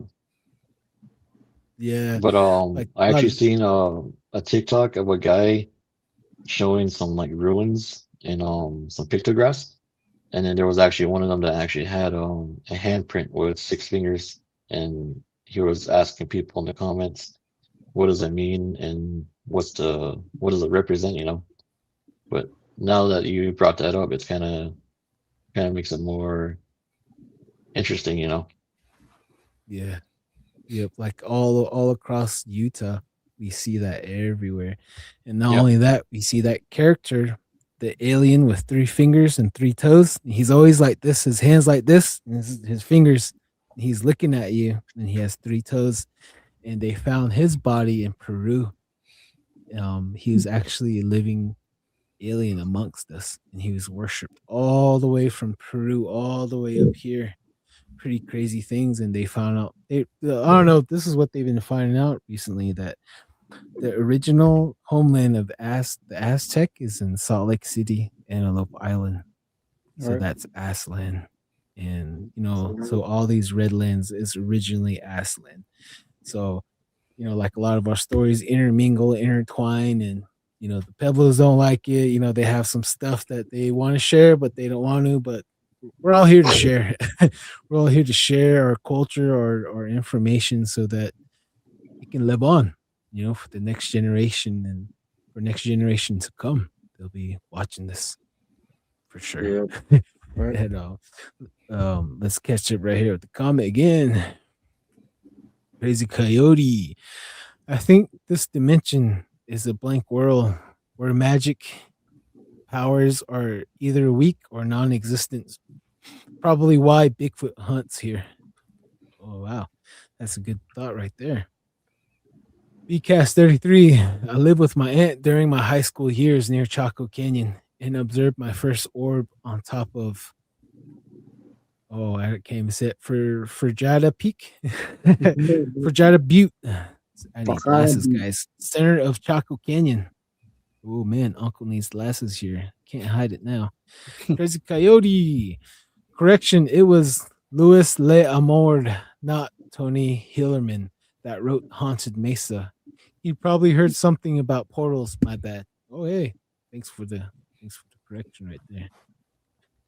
K Native Guy, Bigfoot is bigger for sure. I don't have many personal stories, but yet I've heard plenty of stories I could go on about. Wow, that's awesome, man. Definitely. I'll definitely email you. You gotta email me. I'll email I'll put my email in the chat here. Okay, he comes back again. Only seen 2 UFOs, I know for sure. One at night that left a light streak when it took off, and another with my Soho that turned white to black in the daytime.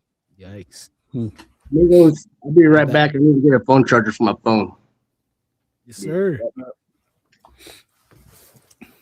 Yeah, we're gonna be in Alaska, Mr. K Native. I'm not sure where you're gonna be, but springtime, I got invited with William Jevening on Jevening Research, and they want to work on an Alaskan Bigfoot series. So I'll be up there in Alaska. So hope to see you, K Native.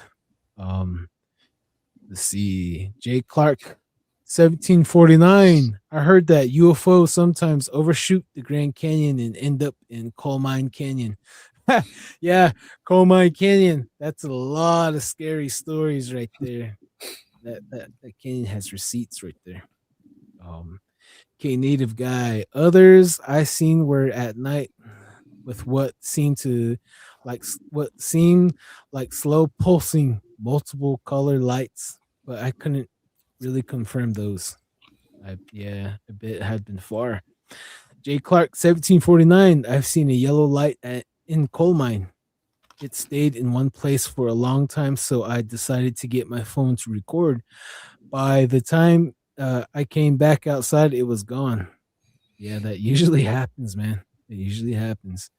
BCast 33. Thank you, Don, Darren, Lee, for teaching me. You guys have taught me stuff I have never heard of. I'm still learning.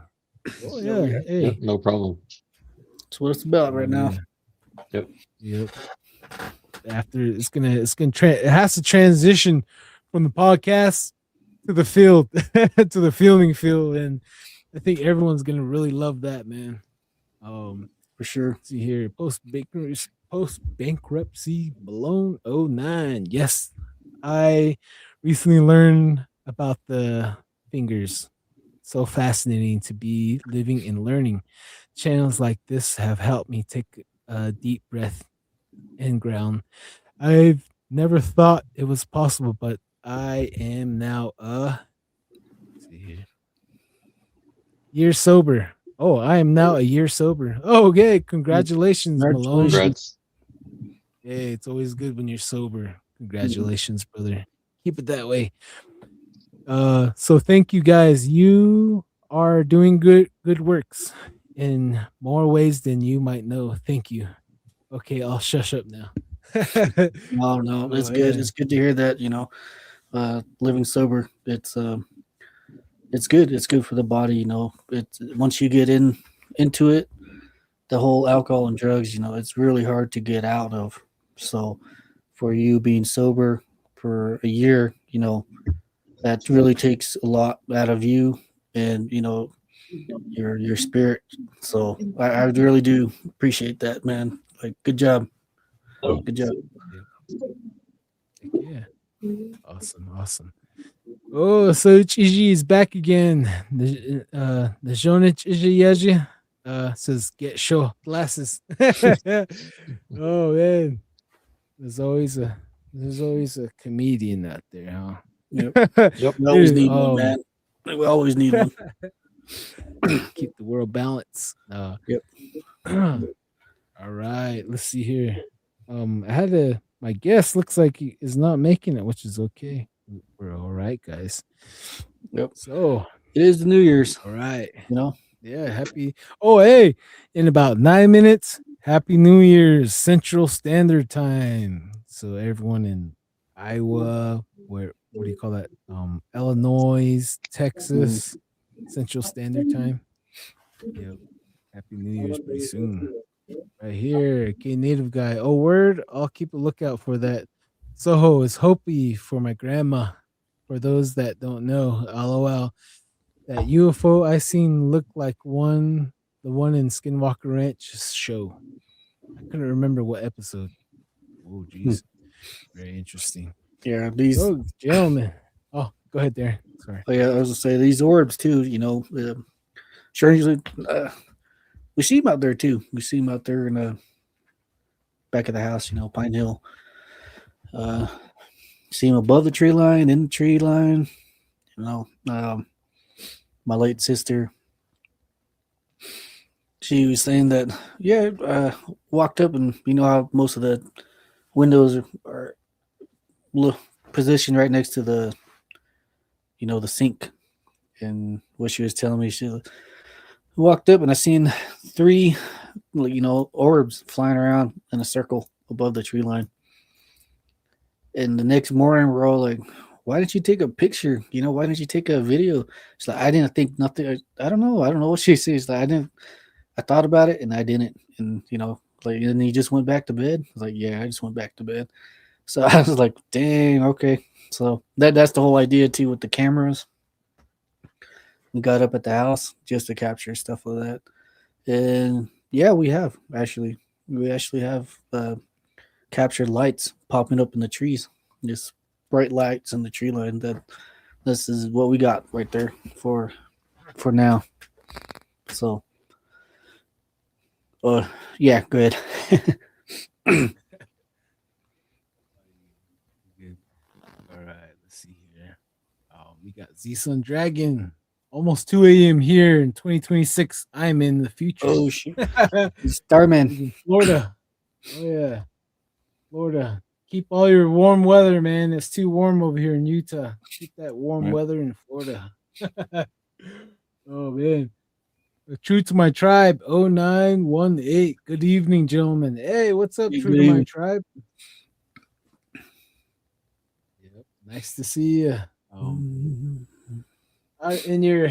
Lee, I got a question for you. And when you're out there in the astral realm, what's one of the scariest things that you saw, like one of the creepiest things? Because the reason why I ask you that is because if you like when I was younger, I couldn't wait to go to sleep. As funny as that sound, because like I always wonder, like, what am I gonna dream about this time? Where am I gonna go? I always knew I was gonna go somewhere. And and I did. And a lot of times flying out there, like I would look down and I would see a girl that looked like the Grudge, long hair and a white cloth or something, like a white dress, but it's not a dress, it's white, looks like a burial clothing, that's what I can think about. But black hair, and it's following me around everywhere I go. It's following me. I'm trying to fly away. And then as I was getting older, I think less innocent, and I realized that I couldn't fly as fast. I couldn't, and I was only able to jump and fly only for a certain amount of times, and I had to be walking again. And then this thing would be coming up on me, chasing me all the way, and I was realizing I was being chased, and I made it all the way back home because I knew the direction where I was at, and um, so I got to the house. I got through the back door. I went into the room, and as I was trying to open the door to my room, the back door opened because my room and the back door are close to each other. And the back door opened. I looked, and she's crawling in on all fours, dude. And it's not natural the way she's crawling in. Her limbs all jacked up, and I seen her like crawl past me, and she opened the door, and I followed her in, trying to stop it. And when the door opened, I walked in. I seen my body laying on the bed, and she crawled over my body, and she was about to bite the back of my neck, and I woke up. So, and I couldn't travel after a while. And yeah, what's your thoughts on that, Lee? Well, I think if you're astral projecting, you're leaving your body in a vulnerable state, So you're basically inviting anything or anyone around to see you, not just your astral projecting form, but also your body in this reality. So that being said, it probably followed you multiple times before you seen her. That's why she was able to know where you're laying down at. And so she was probably trying to find a way to escape that dimension, that reality, where you're astral projecting. Yeah. And I think one of the scariest times was when I first got my Tinley, when I first started using it, and before it was fixed to me. It was when all this information, all the things would just come to me, and it would scare me. And I would see my grandma and my two uncles. They both passed away before I got my Tinley. And I would see them outside my dad's house, and they would be standing there calling to me, talking to me, trying to get me to go with them, And I would be standing right there in front of them, but then when I looked behind me, I would see a little window of me sitting down on the couch, and my whole family trying to hold me down, trying to hold me down, trying to tell me not to leave. And then I kind of turned around and started walking back to myself, and I was actually trying to get up in my physical form. I was actually trying to get up. I was trying to stand up, and I remember hearing myself yelling, saying that I want to go with them. And it took my dad, my stepmom, and my two sisters to hold me down. And I was actually trying to force my way up. I was still trying to push and push, but they were holding me down. And I turned around and I looked back at my aunt, my grandma and my uncles. And the way I seen them before that, they looked like my family members. But then the second time when I took a look at them, it wasn't them. So they were using something was using them as a disguise to pull me and get me stuck in that astral projecting form. So it's kind of similar to the way you were describing. Yeah. Oh, I was gonna say that too. What's- What's up? there. Good. Go ahead. I was gonna say that too. Be wary of your dreams. If because I come to the belief that demonic entities, these spirits, when they show themselves first, they're going to show themselves through your dreams. That's how I came to understand it.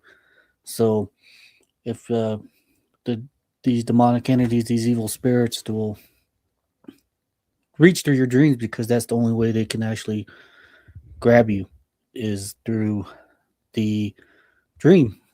I heard people refer to dreaming as a close cousin of death, and that's the body and the spirit are hello the body and the spirit are separate. The spirit, when you sleep, your spirit goes in the spirit realm or whatever you want to call it, and your bodies left vulnerable. Same thing with. So I came to the idea that that's how they get a hold of you first is through your dreams, and Yep.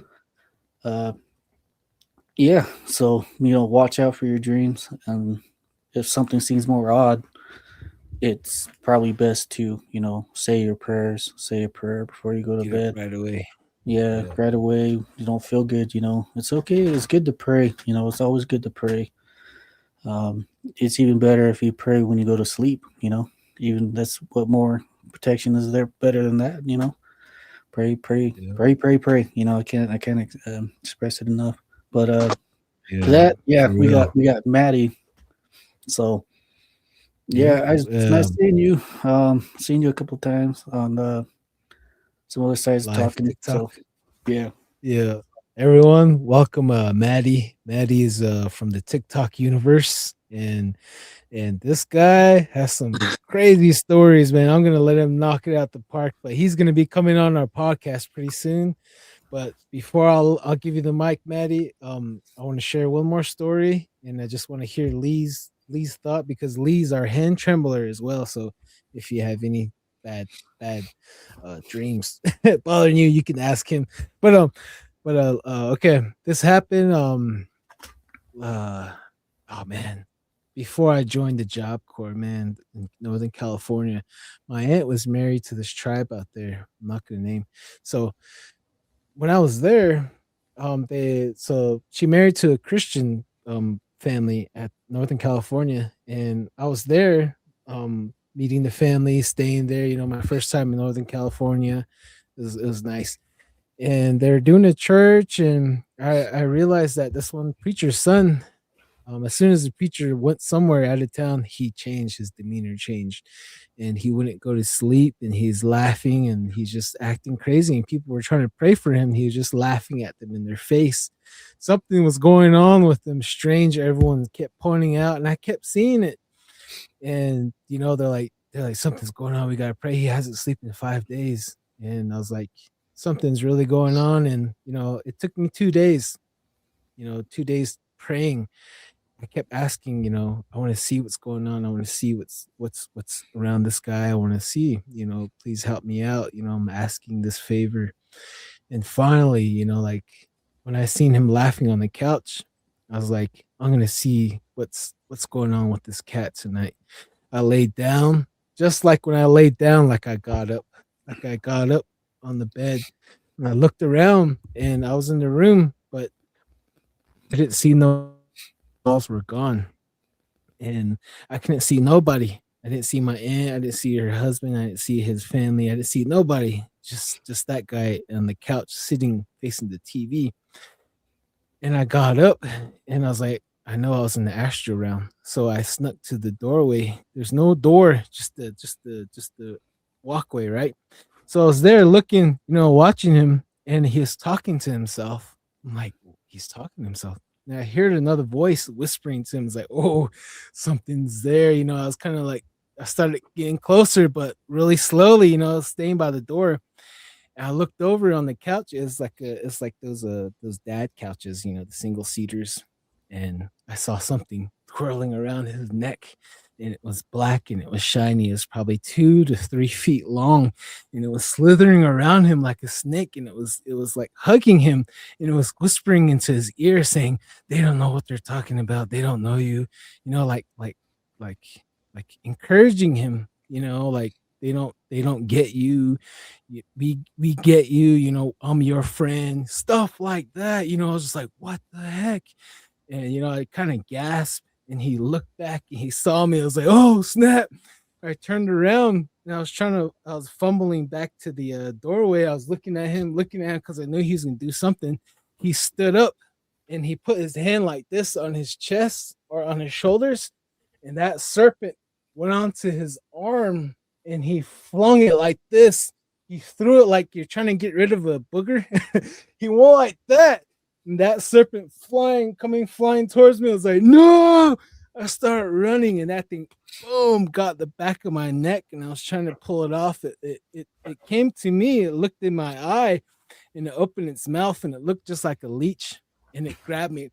It started biting the back of my neck, and I was trying to yank it off. The whole time, I was trying to run to the bed to my body, and I couldn't see my body. But I jumped on the bed. I was like, I know I'm gonna wake up. This is crazy. I jumped on my body and I hopped up. I jumped up from the bed, and everyone was still sleeping. And I opened the door, and sure enough, he's all rocking on the couch talking to himself. So, Yeah, I just want to know your thoughts on that, Lee. Have you seen something like that in this supernatural realm? I actually have not. I haven't seen anything like that. But I think in a way, it's like you know how they say that there's an angel and the devil sitting on your shoulder. I think if you give more power to the bad side, it's gonna bring about more.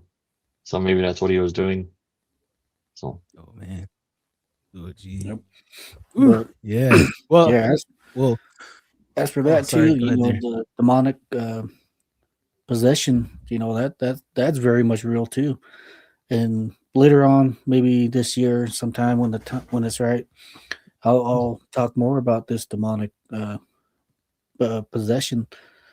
It's more of an exorcism, dude. I tell you, like, you know, I just got the chills just thinking about it now. Again, you know, it's one of the weirdest things seeing a body float.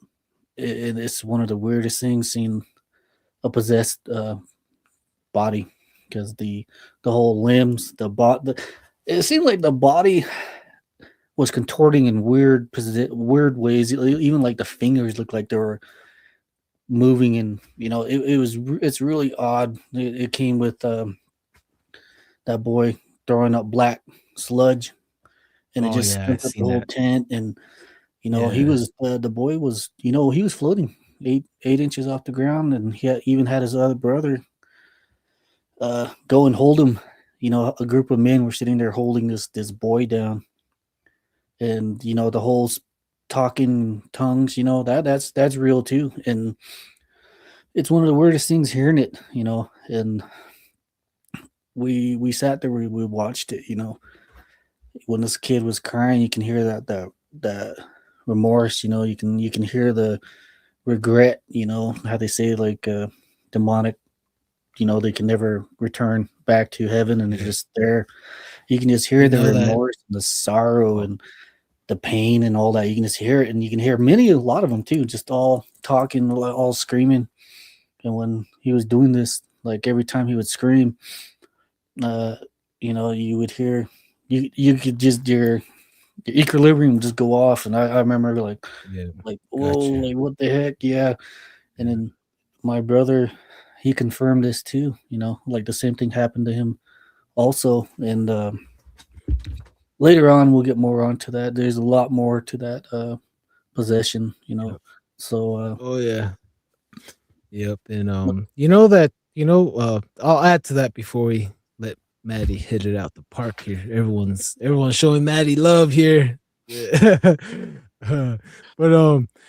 But I'm gonna add to that before I hand off the mic. Do you know that in the Bible, like it says that when people are speaking in tongues, there's supposed to be somebody that's gifted that's supposed to translate that tongue into English. And if there's nobody there to translate, that person that's speaking in tongues supposed to speak it over there in quiet and kind of like in silence. If there's nobody there to translate, then it's just going to be falling onto deaf ears because there's someone there Right. has to translate the gift. There's people that the gift to speak it, and there's another gift to translate that secret language, because the devils have their own secret language, and it's creepy language.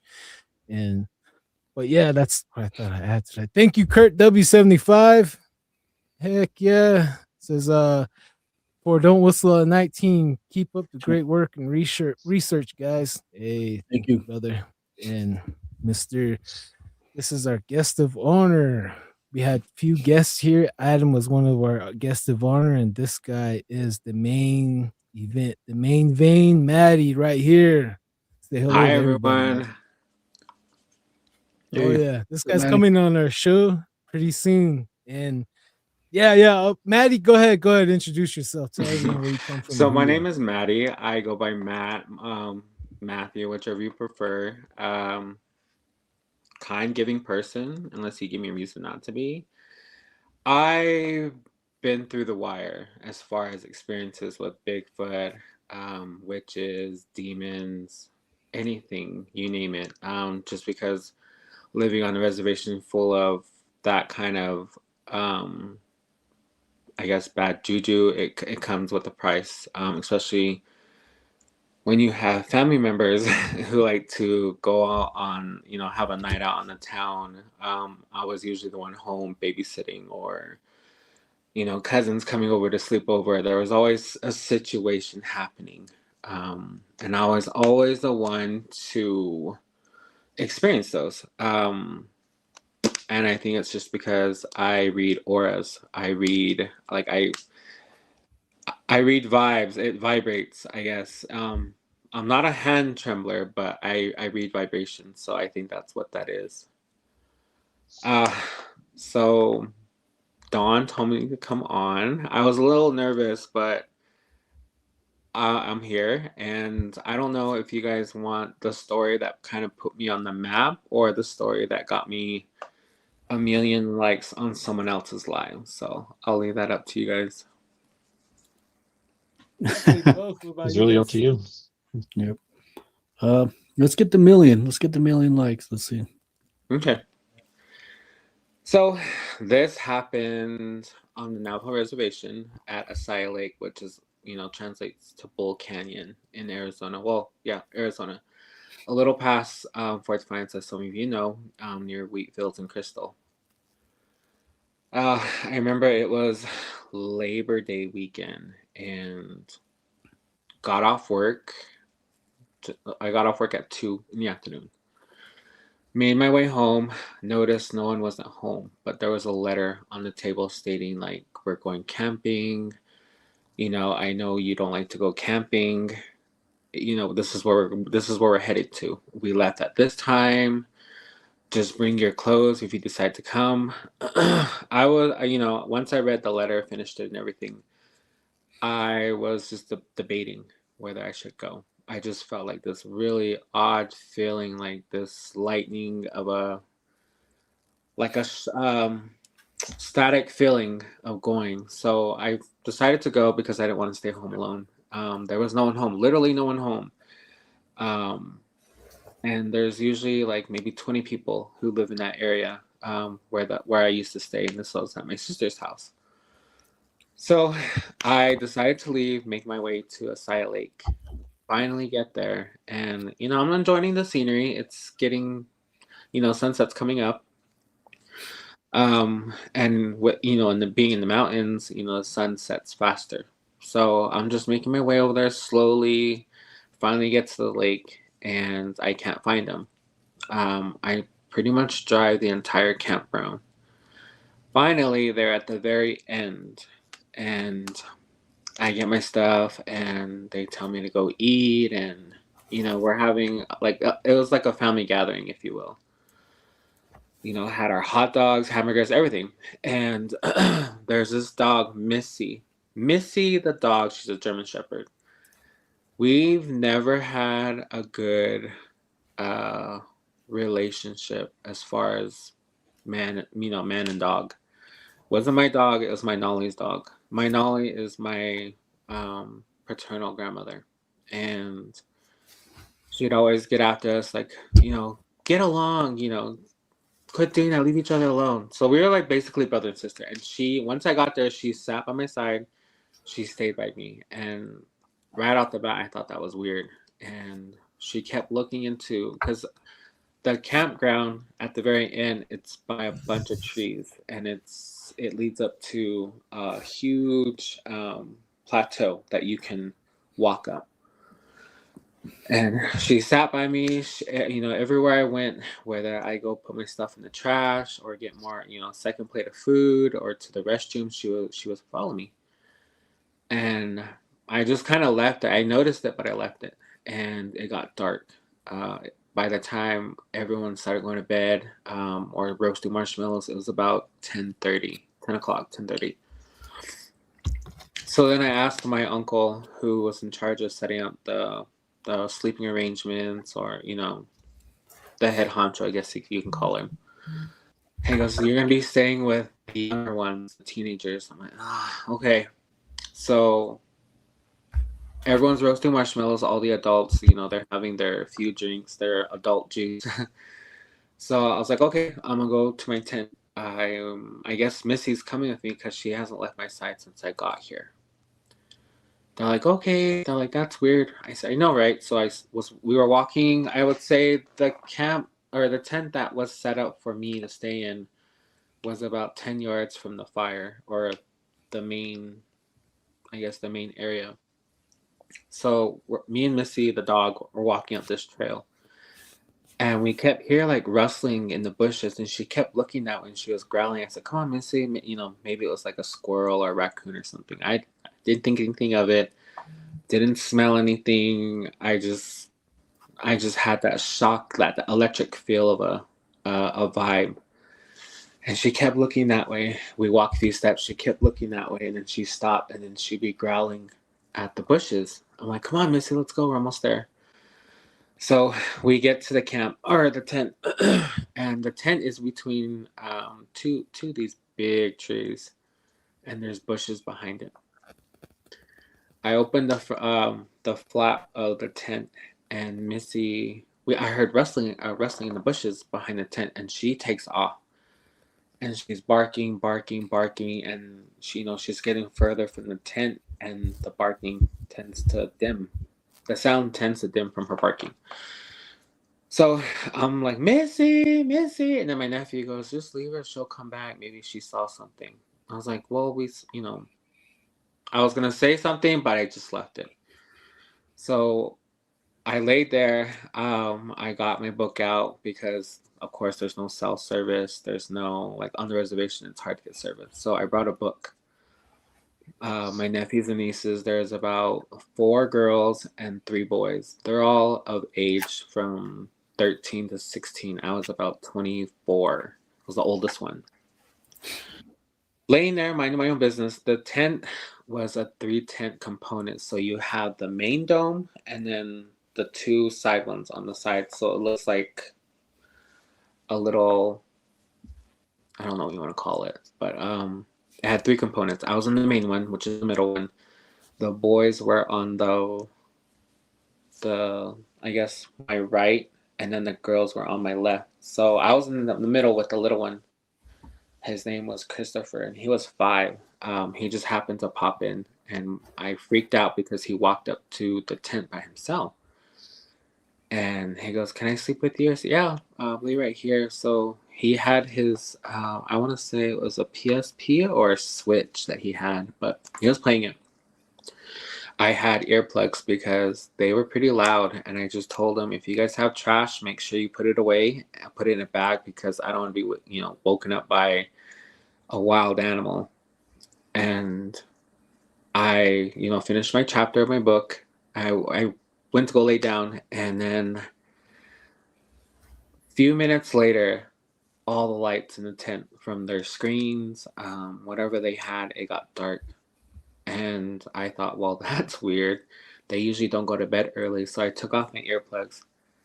And then Christopher was real, like he was literally by me, like snug towards me. I said, what's wrong? He goes, there's someone outside the tent. I was like, where? He goes, right there, Grandpa. And then we see the shadow in the front of the tent because the moon is so high up in the sky. It's a clear, starry night, and the only light out there is the moon. And on the reservation, if it's a full moon and it's that bright, you don't need a flashlight basically. And I see this shadow, and I thought it was my nephew, my older nephew who likes to play jokes, and his name is Isaac. And I remember the zipper was moving up, slowly up, and I pulled it down. I said, Isaac, knock it off. I said, I have Christopher in here. Christopher, you know, you're going to scare Christopher. And my niece goes, Uncle. I go, what? I was already annoyed at this point.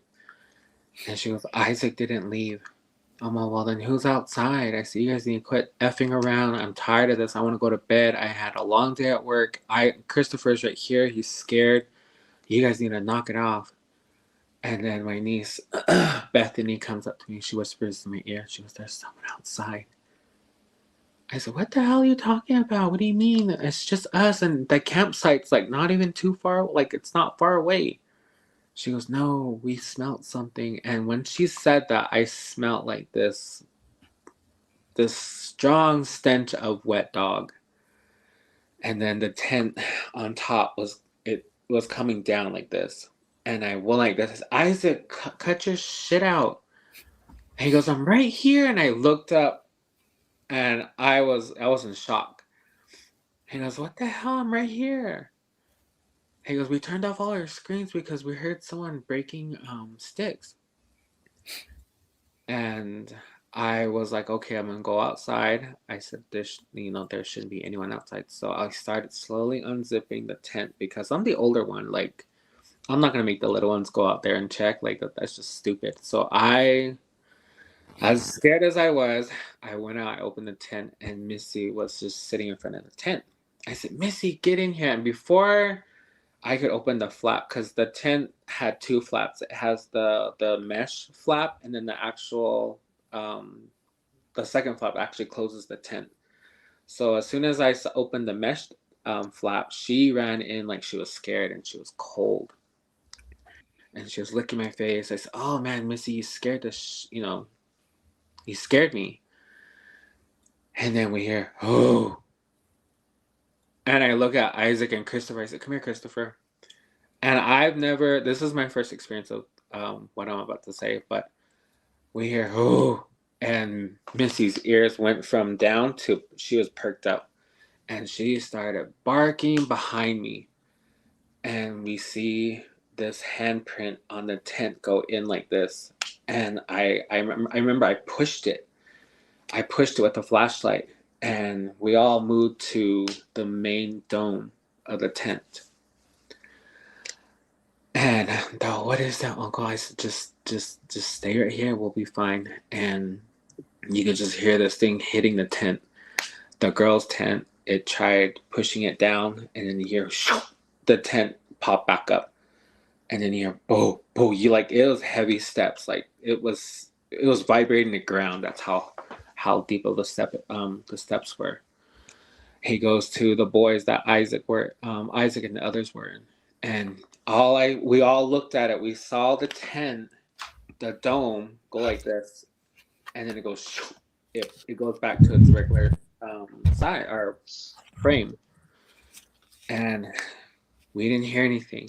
And Missy was like, she's growling, like the lowest growl, and her ears are perked. Her the hair on the back of her neck is standing up. Oh, Missy, stop. And she's just growling. And then she looks up. I remember she looked up, and then I looked up with her. And this thing is going down. And Isaac hits it. When he hit it, this middle dome had flaps for ventilation. So these flaps were hooked onto the top part of the tent. When he did that, the flap flew up, and I remember seeing this hairy silhouette of a man. I'm looking at like, I'm in shock. I'm in a standstill. I feel like I'm frozen. And you just see these big yellow eyes. The silhouette of this Bigfoot was brown, like a reddish brown, and the stench stunk so bad. It looked straight down at me, and it saw Christopher. I seen the yellow eyes move from me to Christopher like that. Oh. And I just remember grabbing him, and then Missy somehow got out. I'm getting chills. Missy got out of the tent and she took off. And then you hear her barking, and you hear this thing running off through the bushes. And all of a sudden, you hear "ar ar ar," and I said, "Run!" I said, "Let's go to the main campsite. Let's run." And as we're running it down, my Che is already coming up with a rifle with my uncle. He goes, "Stay down there. Where's the dog?" I said, "Missy ran out there. We heard her crying, and then it was a snap." So they go up, and it was quiet for 10 minutes. My aunts and everything, they're like, we heard everything. As soon as we heard, we grabbed the rifle. And Christopher was just crying. Everyone was crying. I was just like, like I was still in shock, but I was more worried about the dog. And nothing happened for 5 minutes. And here you just hear gunshots go off. And then you hear my uncle, "Run, Grandpa, run!" So they run back to the tent. And then my grandpa, his chest started hurting. I said, "Grandpa," I said, "I need you to breathe." I said, "What happened?" And my aunt's a nurse, so she goes, "I think he's having a heart attack." She goes, "Where's his medication?" So we had to deal with that. And then my uncle goes, "It was Bigfoot. He was huge." And he goes, "We found Missy." And so they found Missy, and she was just torn to pieces.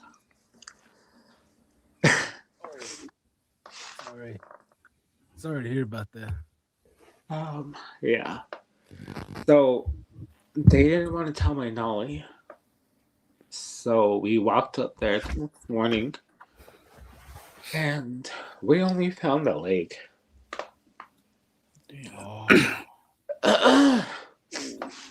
Man. Lake Asai, huh? The area has a lot of stories, man. Sorry. Give me a Sorry sec. for your loss. Oh, no, So my Nolly was like, "It's okay. It's not your fault. She did her job as a dog." Ooh. So we called the Rangers. We called Demolition Cops. They took a cast of the footprints. There was hair in the bushes, and they closed down the park or the lake, and they had an archaeologist come and study the area, and it turns out that there's a family that's there, and he said they're very territorial. He goes, I don't. What happened is unfortunate, but it's not out of their, ordinary behavior. He goes, there is a family. They have some little ones too. He goes, so I can see why they took your dog, did what they did with it. And the park is going to be closed for a bit. If we have any more information or if we find any more remains, he goes, I don't think we will. But it's unfortunate that you lost your dog. And I advise you guys not to camp in this area again because they have good memory. I've been studying these cryptids for a while, and they remember people. And you guys are not the first ones to experience something like this. There's people who have sheep missing at their sheep camps, and it was a lot. And that was my first experience with Bigfoot. Wow. Man. Woo! It's a crazy story. Yeah, that's a really good one. I'm sorry for your loss, Maddie, man. No, I'm it's okay. Sorry for your loss, amigo. Yeah, I can tell you about dog and Bigfoot real quick. When we were working in Archuleta Mesa, 2 weeks before I got there, one of my cousins, Pitbull, when they got back off the mountain, Ignacio from Archuleta Mesa is probably about an hour and a half, 2 hours. Mm-hmm. So when that Pitbull came off the mountain, it seen something up in the trees that spooked that Pitbull so bad. When they got home, it bolted away and never came home. And I've always wondered what made that dog run away. That it was so scared. And same place, Arch Little Mesa. My other buddy, his pit bull, he he seen something in the trees that dog was crying, whimpering, and wanted to go back to the truck. He wouldn't bark or nothing. And I always wondered what the heck would scare a dog that much for them to be that afraid. I guess, you know what I mean. And Yeah, Missy was actually a canine unit dog, and she was one of the ones that they couldn't. What's the term that they use? Couldn't handle. Discipline. Yeah, It's but naughty, huh? when we got her, she was very defensive with all the kids, even the older ones, and she never bit anyone. She listened very well. I think she just didn't like how they were handling her. Uh, yeah, I actually have a story at McGaffey Lake too with um a female Bigfoot, and I say female because when she swung her body, you could see the breast swing, and when she did that, she had a little one Just with tell us about it. Go back to the beginning. While you're here, go for it, bro. I gotta hear her. this. Go ahead. So, oh my gosh, this one, uh, my family likes to go on hikes. We do a lot of things together. We're a really small family, close knit at that, and we went to McGaffey. A lot of us never hiked Strawberry Trail. Strawberry Trail is a trail in McGaffey that leads up to the watchtower, old watchtower. I don't know if they still use it, but when you get up there, there's like a restroom and a some type of logbook when you get up there. So one Saturday afternoon, we decide, oh, let's go have sandwiches. Let's go take the kids. Let's go hike up there. I've only been up there once, and I said, okay. And I was a bigger guy. I was more heavy set than I am. I was like, I'll stay with the kids. And the when I say kids, like they're like ranging from 3 to 5, 3 to 6. And there was four of them. So it was me, their golden retriever, and I had my granddaughter who was 13. She decided to stay with me at the last minute. So we make our way up. I tell the parents, go ahead, go for it, go further.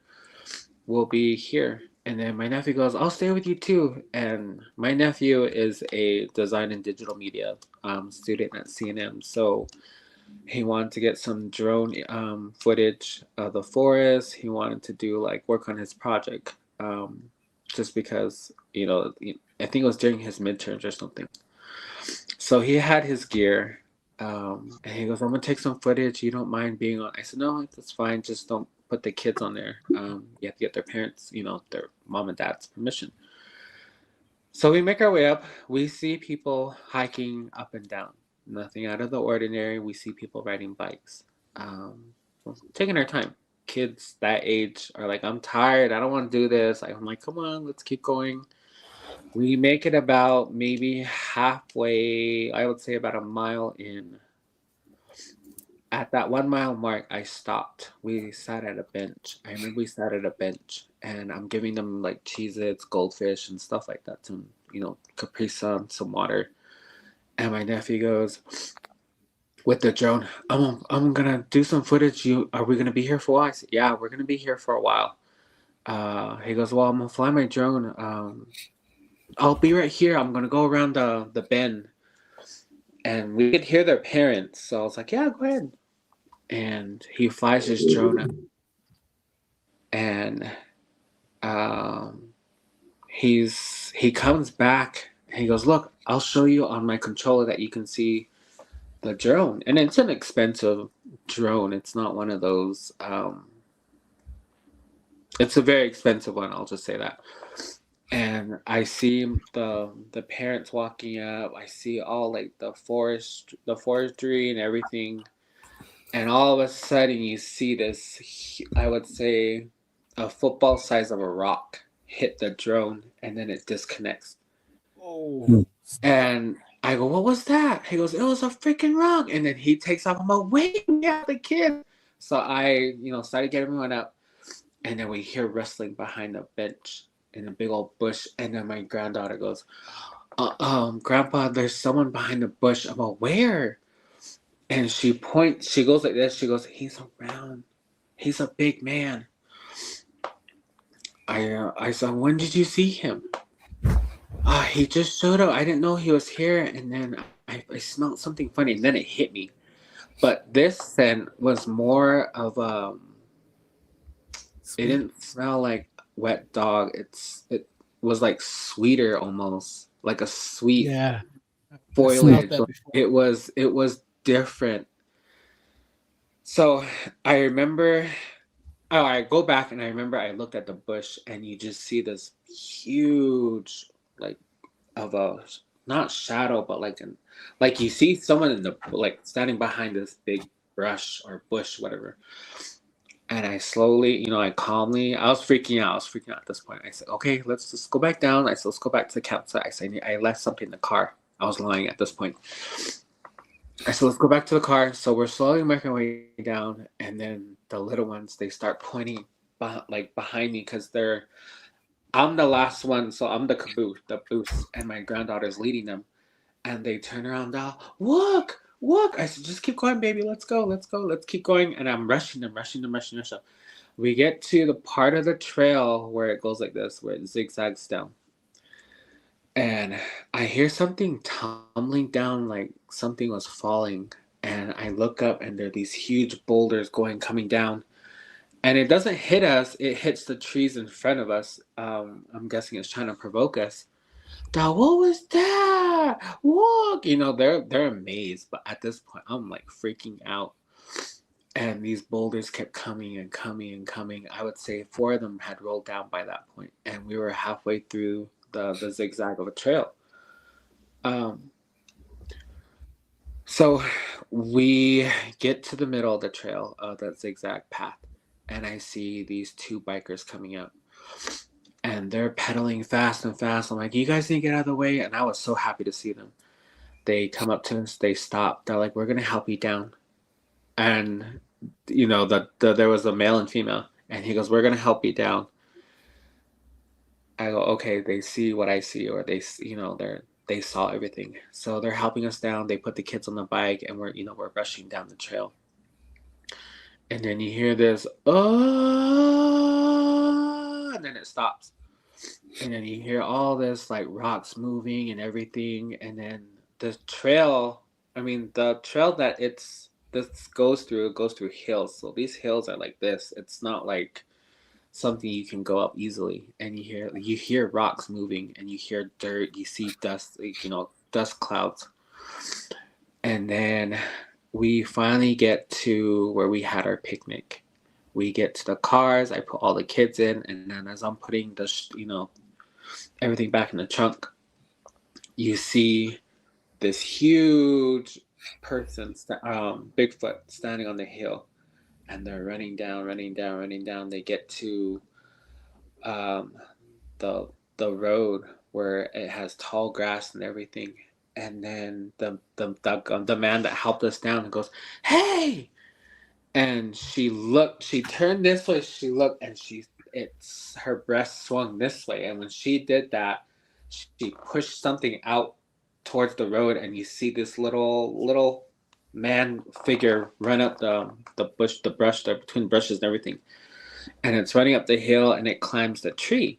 And this female Bigfoot was just looking at us. And when she saw her little one climb up into the trees on the other side of the road, she took off. She was gone within 5 steps, and we were just watching this little, I don't know if it was a child or a teen, whatever, climb down, and they disappeared. And we waited. This trail takes about at least an hour to get to the watchtower and then come back down. So that's about a 2-hour wait.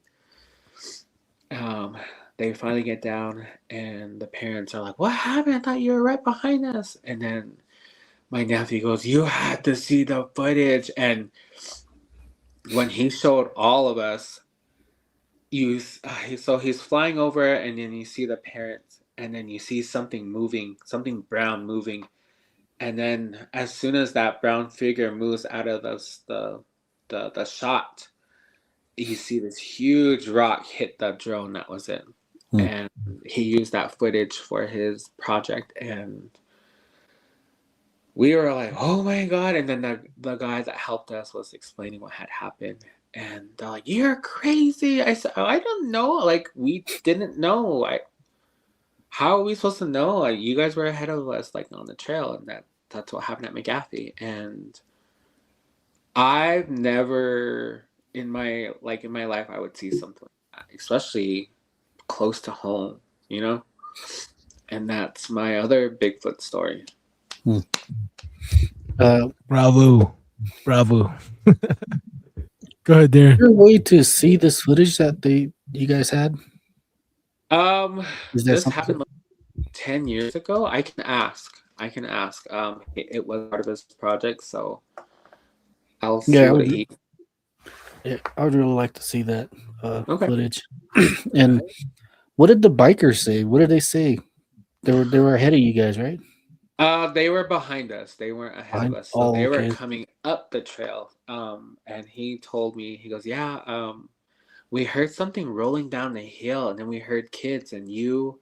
He goes, so we kind of like, oh, maybe they're, something's happened. He goes, when you were coming down, I noticed you weren't looking at the boulders. And my wife goes, look, there's, she whispered something to me because she didn't want the kids to be aware because she saw how little they were. And the lady told her husband that she's seen this creature push rocks over the hill.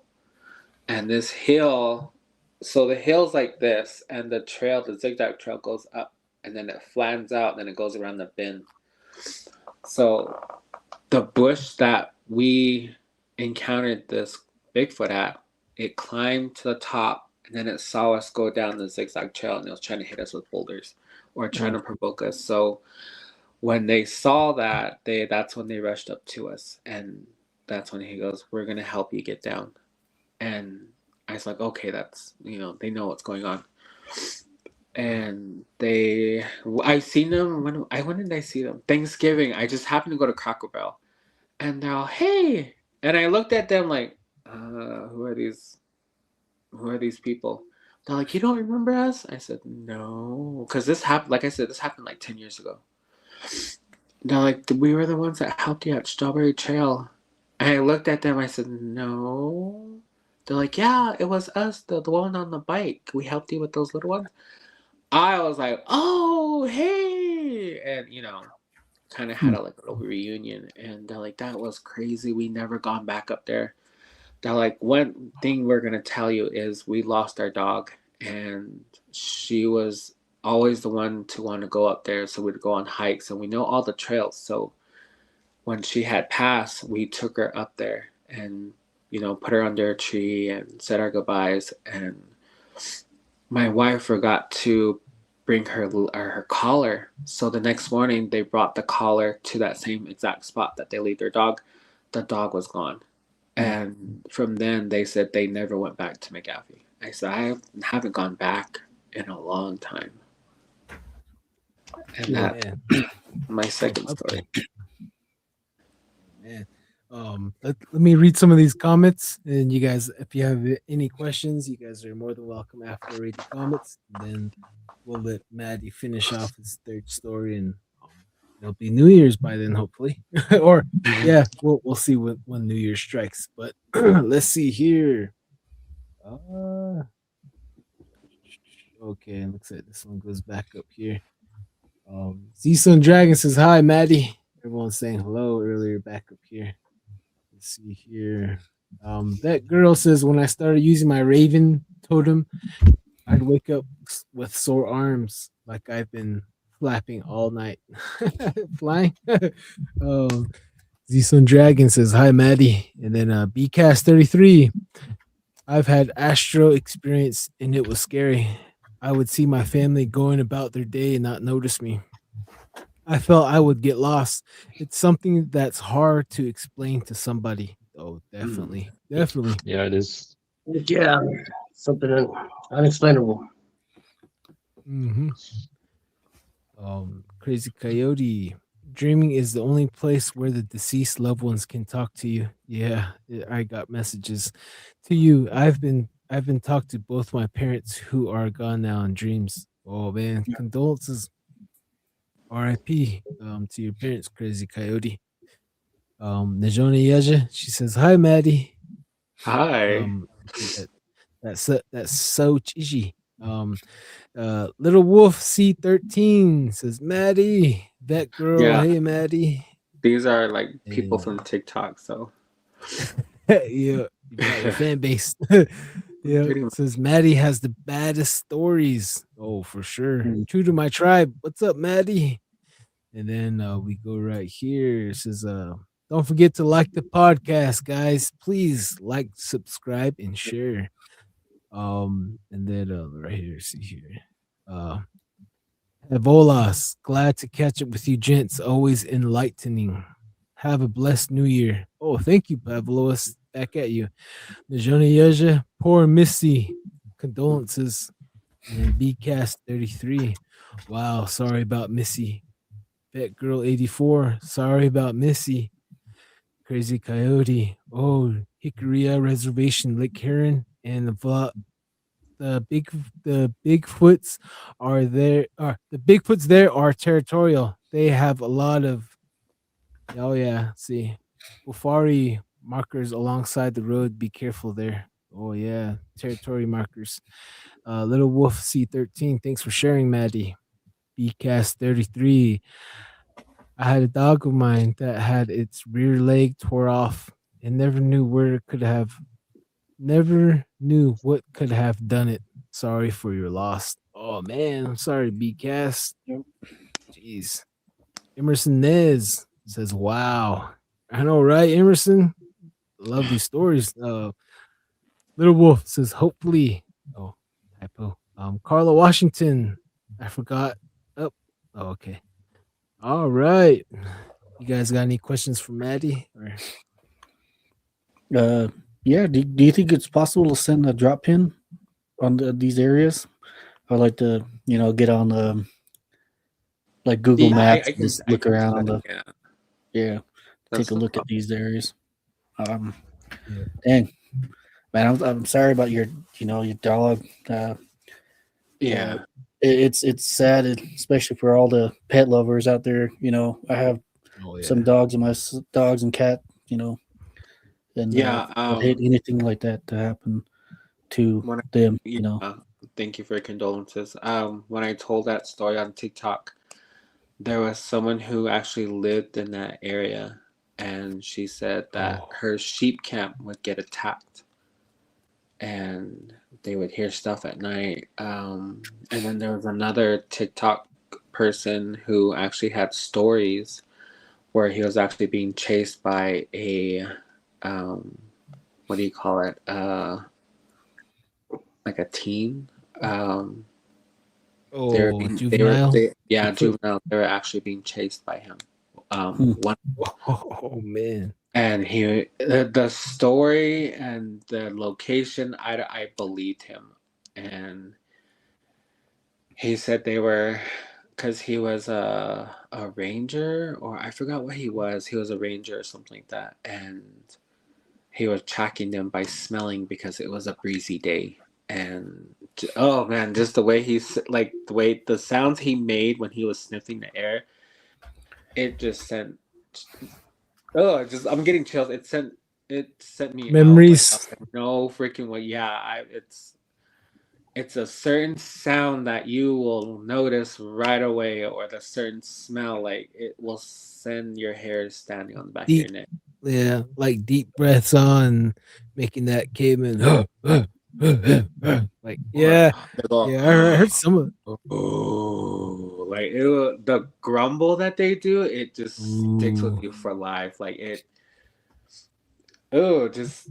The best one I've heard was a roar. We're hunting in the Chuscas, and yeah, it sounded like a giant lion in the forest. It made all the coyotes shut up, and man, it was the most amazing thing I ever heard.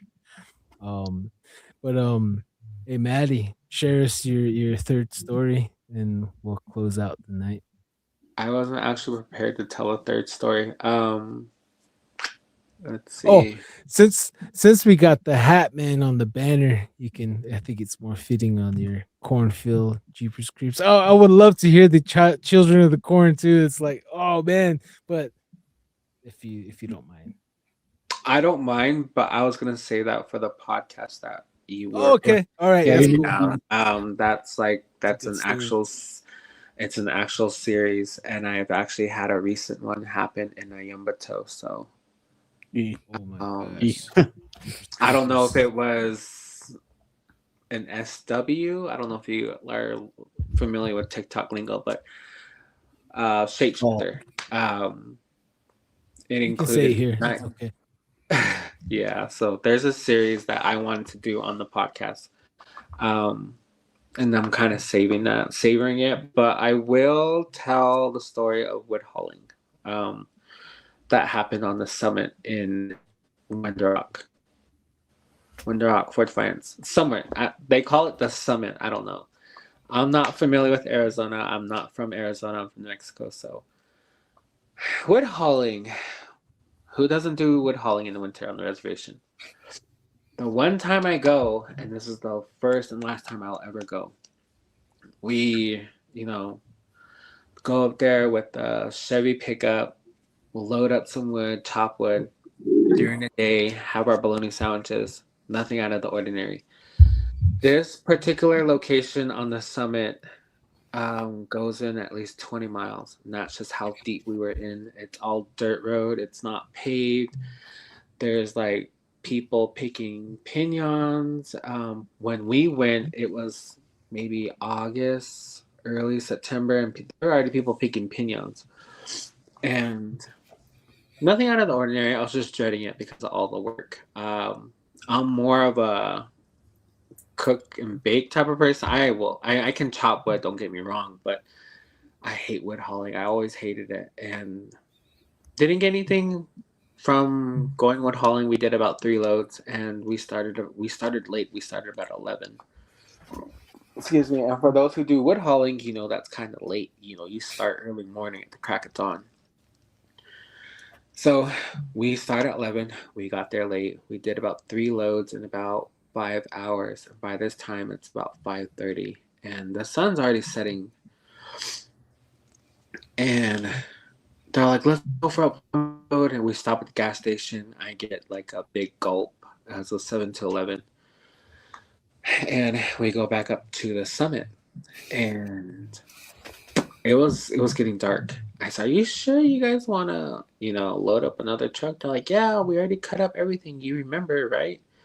I was like, "Yeah, but those are like huge." Like, we're having this conversation as we're going to the location, and they're like, let's go cut up some more, and then we'll load the truck. So I go to the location. We all walked to that location where we left a pile of trunks that we need to cut up. So they're cutting everything. They're like, "Okay, Maddie, we're gonna go." These are my cousins, and my uncle put them in charge. So it was just me, my cousin Ronnie, and Emerson, but we call him M. So Emmy and me and Ralphie, we all walked to this area. There's only 3 of us, and they're like, "We're gonna go to the truck to fill our chainsaws." And I see the gas in front of me. I just said, "Okay, maybe they have another one." And I'm loading all the wood in my hand and everything. I hear the truck start. I was like, "No!" I dropped everything. I said, "There's no way they're leaving me." I took off. It was like maybe a 5-minute walk from where they were at. I took off and I see them leaving. They're laughing, "Run, Maddie, run!" I was like, "Okay, they want to play this game." So I continued to run until I couldn't see them, and then I hid. I hid under a bunch of trees, the pine trees. I put all like the bristles, the piñons. I was basically covered in dirt. And then I was like just laying there waiting, and it was quiet, and it was getting. I mean, the forest was already like blue, like a gray blue color, and there was no like you could see the sunset through the trees. And I'm waiting. I'm like, where the hell are they at? And then you hear this, and then it stops. What is that? I thought it was sheep. And then you hear tick, tick, tick, tick, tick, tick, and then it takes off, and then you hear them coming back in the truck. Slowly, it gets louder and louder and louder, and then they drive by. Maddie, we're just kidding. Come out. I was like, no, they want to play this game. We're going to play a game. So they drive by the tree that I was hiding under. And I hear them get out the truck. I hear them calling my name. And then you hear like this galloping through the forest. I couldn't figure out where it was coming from. I couldn't see it. I couldn't smell it. Like I said, I'm not from this area. So I get out from under the tree I was hiding. I brush off everything off, make sure there's no spiders and everything, and I start walking down the dirt road towards to where we had the wood. And you can hear them calling. I was like, oh, I'm just gonna wait here. Like they want to play a game, they're gonna play a game. You hear them, Maddie, come back, we're just kidding. Quit messing around. Like you could hear them. And for some reason I got this itch to hide. Like something kept telling me, you better hide, just hide. Hide one more time, come on. I mean, it was like the angel and devil like were telling me, you better hide. Oh no, just stay here. Like it was that kind of an argument within my mind. So I decided to hide under the pickup. And immediately after I laid down and kind of like got underneath the truck, you see these two hooves come out of nowhere. And these hooves were round. I thought it was cows. And I looked around, I was like, where are the other two hooves? And then it goes from the passenger door, it's trying to open it, and then you hear it goes to the driver's side. You see it, the truck moving because it's trying to open the truck. And then you hear the tailgate, it goes to the tailgate, and it tries to open the tailgate down. And it opened it, and then it let go. And M was like, hey, he's at the truck. I'm like, shit.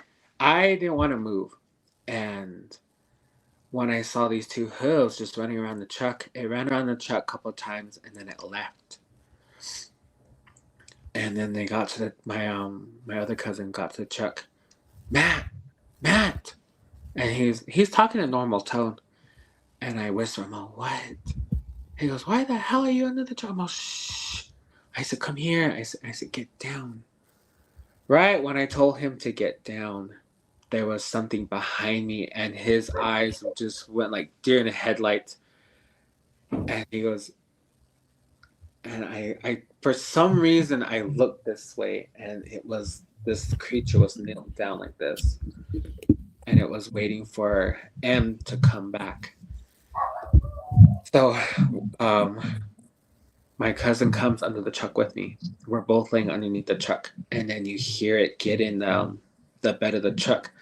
This truck had a lining, so if for one of the dogs were to get in or any type of livestock with hooves, it would slip. So it jumped in and it slipped and it hit the bed of the truck and it moved the truck so bad. M goes, what the hell are you guys doing at the truck? And he's running and running. And this thing jumps off, and you hear doo-doo in the dirt and cloud, a little bit of cloud dust. I just happened to look straight because the passenger doors on this side, driver doors on this side. The front of the truck, the engine is right here, and we're like right in the middle. And I just happened to look up, and there's another pair of hooves. This one was big, like it was massive, like the hooves were huge. And my cousin Em was coming up, and they took off. We don't know where they went, and we were scared to come out because we don't know if it was a trap or like should we come out and they're gonna take us. And at this point, because we were both scared, and then my cousin goes, "Go first." I'm like, "Why me?" And so we're having this argument, and then Em goes, "Hey, what are you guys doing under the truck? We need to go." It's almost New Year's. Well, Happy New Year's, you guys. Yeah, Happy New Year's. Happy New Year's. Yeah, Happy New man. Year's. So he goes, "What are you guys doing in the truck?" I said, "Shut the hell up." He goes, "Get inside." And when he was telling us to get inside, he was trying to hurry us up out of there because he had experienced another one. And when we got in the truck, he goes, "There's some type of goat person." Happy New Year's, you guys. Luis Año There's Nuevo. something at the truck. There was something at the woods. It had like this weird of a satchel on the side. It had like some type of wooden instrument in its hands. He goes, and I tried calling you guys, and I stopped, and that's when I saw it. He goes, and it was chasing me to the truck, and then I saw you guys under the truck, and he was like livid. He was like, his tone of voice was just energetic, like he was livid.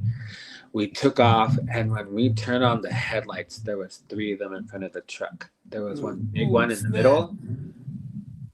There was the 2 smaller ones on the side, and then my cousin M flipped the bitch, and we took off, and there was just a cloud of dust. And because it was dark already, the brake lights kind of illuminated this cloud of dust, and you just see them running through it, trying to catch us. Catch us. They ran after us for about 15 minutes. And this, like I said, it was all dirt roads. So it was like jagged. It had potholes. We ran each and everything. Their chainsaws came out of the truck. Like, we just left. And we got back to their house, and their dad just started laughing. He goes, "You guys saw them, huh?" And we all looked at each other like, "What the hell is he talking about?" He goes, "Now you know why not to go so late." And we looked at him. He goes, "You saw them, huh? You saw Goatman." And that was my first experience with Goatman. He goes, "There's a reason why your chain, your nollies tell you don't be outside after this time. Stay inside. You have no business looking outside. Get inside. So that's your own fault for leaving at 11 when I told you guys to leave at 5 in the morning." So that was Guys, always. I'm gonna step outside my house right now, so I'm gonna log off and see what's going on. All right, guys. All right, All man. right, brother. Thank you for coming. Hope you guys have a good night. You too. So, Oh man, Goat Man. Yeah. Yeah, Oh, I think this man. might be an area we may need to look at. Go to Send us too. a pin. Yeah. Check it out ourselves. so when he told us that, he's like, "Yeah, they're there."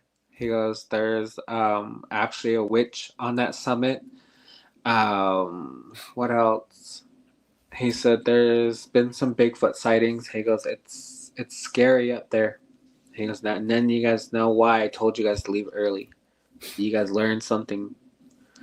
And he just laughed. He's like, "I've seen it. I've had my drinking days.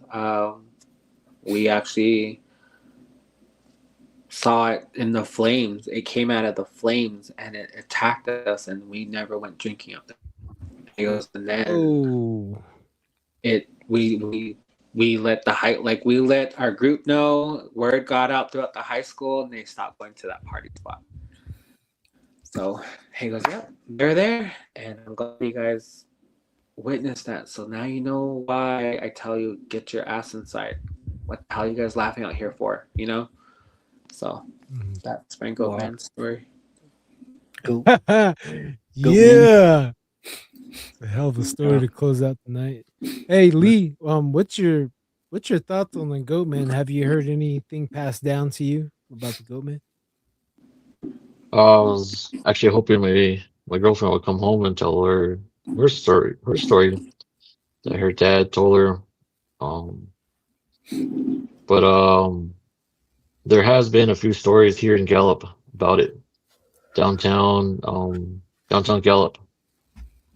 The 2 things about the stories I've heard was that he carries a bell with him.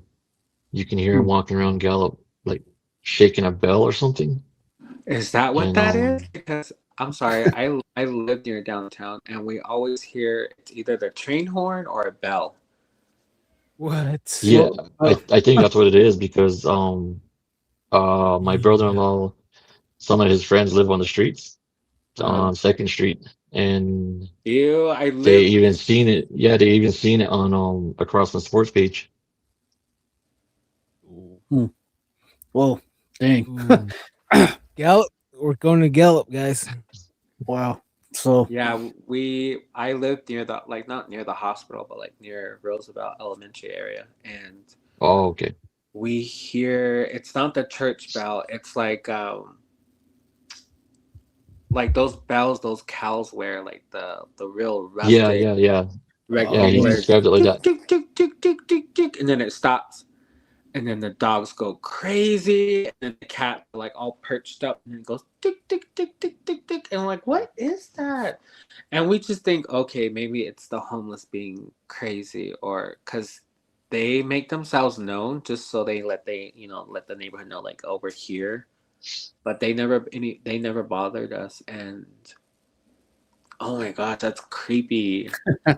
yeah, Yeah, and it's kind of like what Darren was talking about in the group chat about how it's attracted to alcohol, you know. yeah, So Rod, that's Lodge Rod. Tales. Yeah, lodge tails, and Even it makes sense. even Avery said the same thing too in Hickory. Sorry, Darren. Mm. Yeah, Avery said the same thing. He believes it's alcohol. They're out drinking and it was bothering them. But yeah, go ahead, Darren. Sorry. Yeah, not to say too much about Gallup, but that's a good place for that alcohol goat spirit to run around. But to hear two stories collide and then one confirm it, like what the heck, what the heck's going on in Gallup now? It's crazy. Yes, that is crazy. I'm not gonna be outside after. Right? Because we hear the bell and we always think, oh, maybe it's one of those crazy, like one of those kids, or like, ooh, gross. I cannot believe that's what it is. Yeah, well, it's a good thing I live on the east side of Gallup, so there's a goat man that runs around. I'm kind of curious more about this now. All these stories are colliding. They're coming together. The more we talk about it, the people are kind of coming out of the woodworks and chatting more about it. It makes me wonder what stories do the homeless have. Oh yeah. Yeah. I think So- they see it all. There was I'm in the medical field, and we have to see them. We can't deny them. Even though they don't have a chart, we still have to see them. So there was one that was telling us about the sports complex, like those hills with the trees and stuff. He goes, the party spot that there's this one guy that stays there and he's not human. And the provider and I were looking at him like, okay, like that's just right down the street from where we're at. He goes, yeah, we just leave him alone. He brings women. We never see them again. He goes, and there's always like underwear. Like we don't know what happens to them. He goes, and when I'm sitting there like, yeah, whatever. Like let's just get him out of here. And I used to walk those hills, and it's just like, no, no, hell no. And after he told me that, I got curious, and it used to be a cross country trail for the high school, one of the high schools. So they just recently had a race. I'm like, okay, it's all paved out, it's all flagged off. I'm just gonna walk it, and I got to top of the hill behind the apartments. And you could see the apartment complex. It's not far. And sure enough, there was a tree. It looked like someone was staying there. And there was just literally a pile of underwear just there. I'm like, ew. That guy was telling the truth. And I didn't even walk back the other way. I went toward the complex.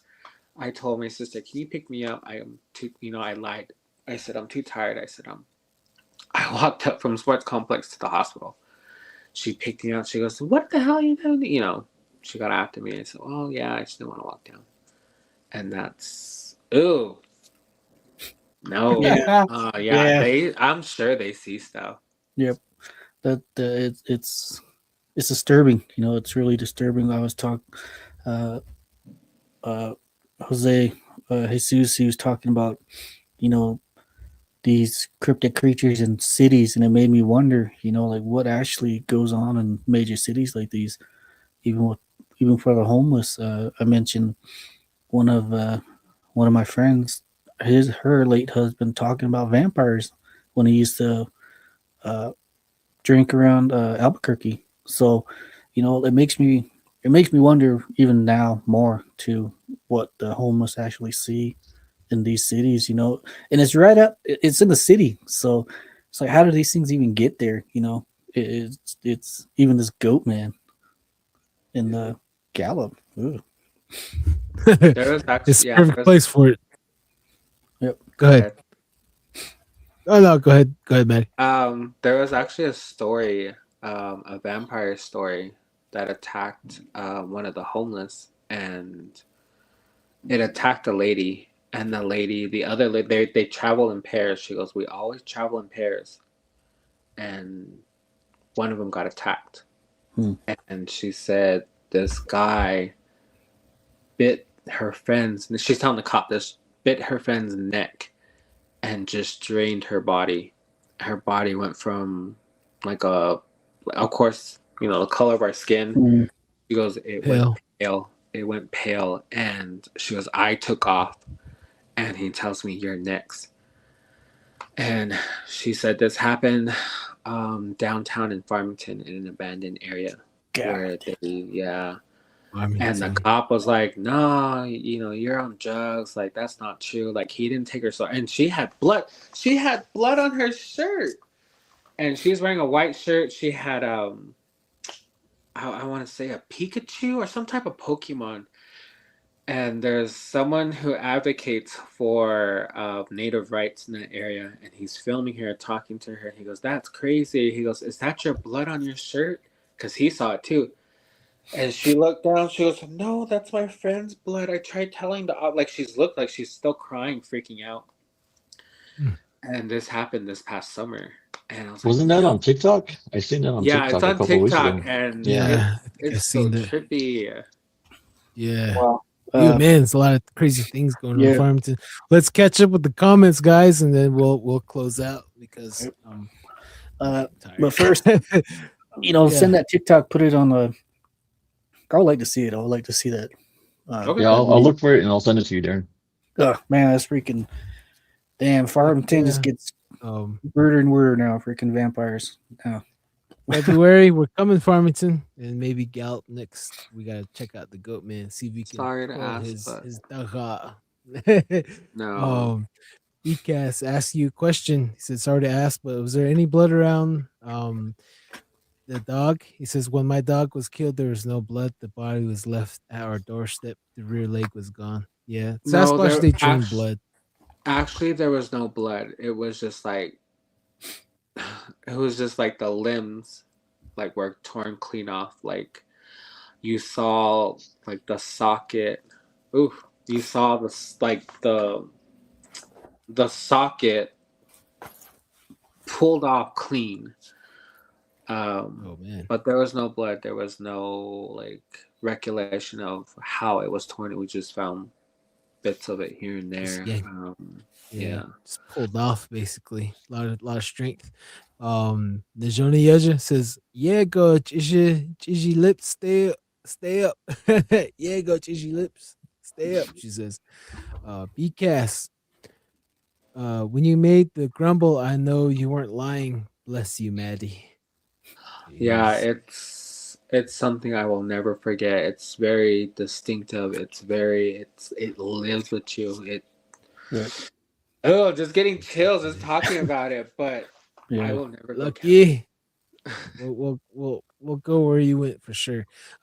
K native guy up here. There's stories of animals having their blood drained. Yep, after Bigfoot sightings. Yep, legends of natives long ago with blood drains. Yep, and we got a lot of witnesses that seen them how they drain their blood too. It's pretty crazy. Carla Washington 3069. Happy New Year's, everybody. Be safe out there. Likewise, Carla. Be safe. Z Sun Dragon, thanks for the stories. Shares, Maddie. Oh, you're welcome. I have Um, plenty more. I have No. oh, a lot. I have Yeah, I really can't wait now. It's yeah, it's he has interesting. good Right? ones. Yeah. Yeah, and then Just wait until you hear my Emerson corn Nez. stories. Yeah. Yeah, I will, Yeah, that Don, one. I will That not was my eat favorite steamed ones. corn. I will not eat anything with corn. It just brings that certain smell. Like I said, it lives with you. And I not even canned corn. I can't. No. That's just these No stories corn are at all, really, huh? yeah.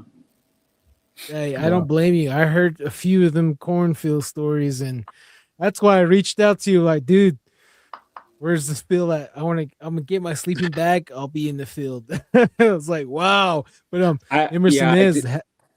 I did Go ask ahead. I did ask my Che. He goes, "No, I'd rather not. Um, whatever's here, I don't want them to be followed. I don't want them to be bothered." He goes, "It's just a generational thing that I want to keep. I don't want to get anyone else involved. You should understand. I just want to be respectful. I don't want them here." I said, "Okay, Grandpa. Just thought I asked." So that's he shut it down right away because I know you wanted to go check it out, or you and Darren. Yeah. But that's if you want to go wander around south of Gallup, that's where the location of some of these corn stories. Okay. Ooh. Okay, Darren. All right. You hear that, Lee? We'll, We have our we'll just resident viewer. walk around Gallup, I guess. Forget it. It's Skip. getting wild out there. Yeah. We'll carry a lot of pennies with us to bait the goat, man. Say, hey, you want to smell bait these 'em in. pennies? No, Darren and I tried on one of these ones. Take a pick. Which one's whose underwear sauce? No, just kidding. Oh, Emerson Nez. Happy New Year's, everyone. I saw some Yep. crazy story. I have some crazy stories, some crazy scary stories too. No one believes me, so I stopped talking about it. Emerson, reach Yep. out to us, brother. We are here to listen, man. Owl Woman, hey, from Canada. Happy New Year's. Happy New Year's. Najona Yeja, Happy New Year's, brothers. Right back at you, Yep. sister. Happy New Year's. Little Wolf, Happy New Year's. UB2, Little Wolf. True to my tribe. Happy New Year's, y'all. Thank you. True to my tribe. Little Wolf. Wow, so cool ringing in the new year with y'all. Thank you. Yep. Thank you. And she says, yay, Maddie. Crazy Coyote. Hope y'all have money in your pockets for the New Year's. Happy New Year, everyone. Nope. Start the new year fresh with a clean, fresh plate and empty wallets. That's how you start the New Year's. Guys. Fresh, Yeah, clean right. slate. Yeah. You're already ready for 2026. Oh, dang. Oh, yeah. Oh, Crazy Coyote. Hope y'all. Oh, okay, we already that one. Here, Benali Row. Happy New Year, Darren. From 9 Oh, Happy New to Year. 8. Z Sun Dragon. Great show. Happy New Year, y'all. Thank you, Z Sun Dragon. Let's see, 5750. Loving the story. Indian stories, brothers. Loving the scary Indian stories, brothers. He says, thank you. We love it too, man. That's why we got Maddie, we got everyone here. So we can go all night, but we're only human. Owl Woman. I used to be an outreach worker. I wanted to ask some of them, but didn't know how to approach the subject. Ooh, how would you ask them, Maddie? as far as Like what they seen, or like say, hey, have you seen anything crazy out there or anything like that? How would you interact with them? if I wanted to survey people in this area, it's a really cultural sensitive thing. There are some indigenous tribes who don't want to bring certain things to life. As I was taught, because I am Navajo, I was taught, don't you need to, like, you don't talk about that. You don't give it life. You don't give it attention. But for me, I think it brings awareness because I feel like I'm not the only one with these experiences. It may not be the same experience. Of course, it's not going to be the same experience, but I feel like people need to be aware of these certain areas. I know a lot of people who go hiking, and after I told that story, they're like, I bring bear spray, I bring a knife, I bring protection. Before, they didn't. after I told him that story, I said, yeah, you need to take something. So to me, it's an educational tool.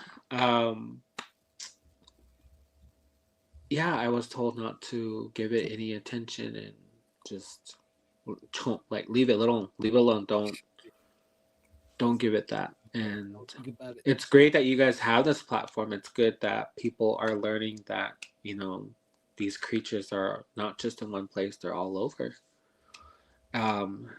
I think it was someone had said that in our old ways of ceremonies and singings, Bigfoot was a part of it. I think it was you that said that, don't whistle. Yep. I actually asked my Che about that. He goes, yeah.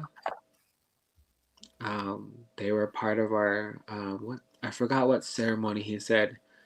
He goes, but it was a 7-day ceremony, and they would bring down these logs. And he goes, my great grandpa used to tell me the story. He goes, they would bring down these huge logs, make a hogan for everyone to fit in, and they would, you know, they would just sit there. They wouldn't say anything. But yeah, they were part of our they're part of our creation stories. He goes, why do you think these White Mountain Apache people, when they go into the forest, they offer some type of food or fruit before they go in the forest? They pray, and when they leave the forest, that offering is gone. It's always gone. He goes, whether it be, you know, them taking it or the animals, it's always an offering to the forest. It's there to tell whoever's watching them, like, I come in peace. I'm not here to bother you. I'm just coming in peace. And that's what that is. He goes, so I believe, he goes, I've always believed it. Whether there was proof or not, he goes, I believe it. Yep. So when you want to ask questions, it's more like, do you experience anything out here when you're alone? Or would it be okay if you brought this to light? Try to be mindful but sensitive about it. And if they're like, no, like at the very standoffish, it's best just to leave it alone. So it's people in this area are very standoffish when it comes to stuff like that. So it's really hard to get people to talk. And that's why I tell my stories. That's why I share what I know. And if I'm corrected, I take it with a grain of salt. I take a back step and I relearn, the correct way, I guess you could say. Nice. That, that I see it like that too. I see it. I see these stories that were, these people that are coming on. I take their stories as warnings. It's a, I had to say about a tale of terror. The reason why your grandparents told you not to go in there. And then sure enough, you went over there and now you had an encounter with these creatures. So these stories that we're gathering, it's stories of warning. I consider all of them stories of warning. Even spiritual warning. Don't do that, or this is going to happen. You hear it all the time with these Ouija board stories. Don't use the Ouija board. Then you go ahead and use it now. Now someone's freaking possessed and stuff like that. So these stories are stories. Yeah, it's stories of warning. So nice that it's nice to hear someone else say it like that. Because that's basically, that's how I see it, and that's what it is. So it's good. It's good to it's good to have you on, Maddie. And I can't wait. I can't wait for to hear you on the on your episode. I'm pretty sure you're gonna take the episode away and have a couple. We're gonna have to plan a part 3 already. Like Lee's gonna be coming on the third time, maybe 4th time. With the amount of stories that I've shared or started telling, I started in May and I finished all my stories in October. So I was telling a story every week. So that's just how many stories I have, and I don't think it's just going to be a one episode. But the stories I do want to tell, it's actually a series of events that happen in a cornfield, and that's why Don is so livid about corn. Like yeah, it's something I'm saving for that Nice. lot. Yeah. Nice. Yeah. And thank you for that. That means quite a bit. It means quite a lot to save your stories for the podcast and with us. Yeah. And I'm pretty We've been sure sharing everybody it. else can't wait to hear them. Yep. Yeah. So Um, I mean, I guess they were that good that Dawn was like, tell them. I'm like, no, I'm gonna save it for the podcast. So you're welcome. oh Yep. Thank you. yeah, yeah. I was telling Darren, I was like, dude, we have this guy on TikTok. You gotta hear. So this is one of it. Let's read some of these comments, and we'll go. Everyone can say their final thoughts, and then we'll close out and go to sleep. um, Owl Woman, I used to be okay. All right, already read that one. Let's see here. All right, sitting outside watching all the fireworks. Oh, make a wish. No, just kidding. Enjoy the fireworks, Emerson. There's a coyote. Bigfoot needs the blood for salt and iron in wintertime. Wes Anderson, Max Brooks, Sasquatch Chronicles. Oh, interesting. Definitely. Oh, let's see here. Wishing you the best year. Wishing you the best year coming. Can't wait for episode 2 with Maddie. Likewise, yes. Yeah, I can't wait to tell you guys. Oh man, Owl Woman. It's right in the city, anyways. All this the outreach center. BCast 33. I still have questions for Lee and Maddie for the next pods. Oh yeah. Keep an eye out. Friend me on Facebook, and you'll see every week we have different guests. So you'll see if Maddie and Lee comes back. Then be ready at the hip with the questions. Little Wolf C13. Maddie's cornfield stories are the Yeah. creepiest. They Little really Wolf are. Little Wolf has heard them all. Oh man, Nice. lucky. Yeah, we gotta go to that cornfield. No, just kidding. But Lee, do you have any final thoughts you would like to say for the listeners out there? I guess the best thing you can do is just have an open mind. Have an open mind to everything, not just in this reality, but every other reality that there is. You never know what's out there. You never know what's behind closed doors and what bumps in the night, pretty much. Just best to keep your mind open. Right. Yep. Oh, Especially Maddie. Goat Man. Freaking makes me hate even Gallup even more now. Don't want to. First was your ex, now Goat Man. Yeah, Just okay. kidding. Goat Maybe your Man. ex is the Goat Man. I was just Goat Woman. Like I said, Darren, we gotta get a lot of underwears, and we'll just leave it hanging out our pants, and we'll wander Nope. around the heels and say, "Goat Man, sniff these fresh No, ones." Yeah, catch I me will never. first. Okay, You'll we're probably having think too you're much playing fun flag here. It's football getting with them late. done. Oh, there, yeah. Oh man, I Yep. have a bad picture. Maddie, do you have any final thoughts, and you want to say anything for the viewers out there you would like to say? I have quite a few things to say. Thank you all again. I have a lot of stories. Like I said, Little Wolf has pretty much heard, I think, all of them. They're more of an educational. I know they come off creepy, and like Lee said, take it with a grain of salt, meaning have an open mind and heart, respect what you encounter, don't try to provoke it, see with your heart. And although you're scared, it's best to just leave it alone. Like, they're not bothering you. I mean, if they are bothering you, just pray. A lot of tribes have different taboos, and just go by what your elders tell you. I mean, they're telling you for a reason. They're telling you to do this. I like to learn the hard way, as you can tell. Oh, yeah. What Res kid doesn't listen to their elders until it's Right. like too late. But overall, just have respect for whatever you do. You don't know what you're going to encounter. And when you do, just pray. Nice. Awesome. Well said, Maddie. Well said, Mr. Lee. All right, Darren, you have any final thoughts? And Well, you want to it's say? New Year's, and there's a lot of there's gonna be a lot of partying, a lot of drinking, and a whole bunch of other debauchery that happens during the New Year's. Saying that, don't drink and drive. Find someone to help you get home safe. Get an Uber. There's tons of different ways to get home safe. And spread the word.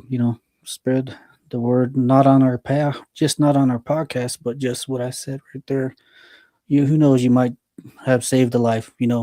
Save someone from getting seriously hurt or financially hurt. DUIs are really expensive nowadays. So yeah, Happy New Year's. Thank you for being with us for this podcast and taking time out and listening to us. Means a lot. A lot of stuff's been happening this whole last year, and a lot of stuff's going to happen this year. And thank you. And like, share, and subscribe to the podcast. And thank you for all the people that joined us last year. Met a lot of very interesting people, and it's good to talk about stuff like this because it happens. It's a world that we live in. It's a hidden world, but it's a world that people don't like to talk about. So thank you for everybody who's listening, everybody who came on the podcast, and everybody next year. Thank you again. Thank you. And yeah, it's been a good year for this podcast and another good year to come up.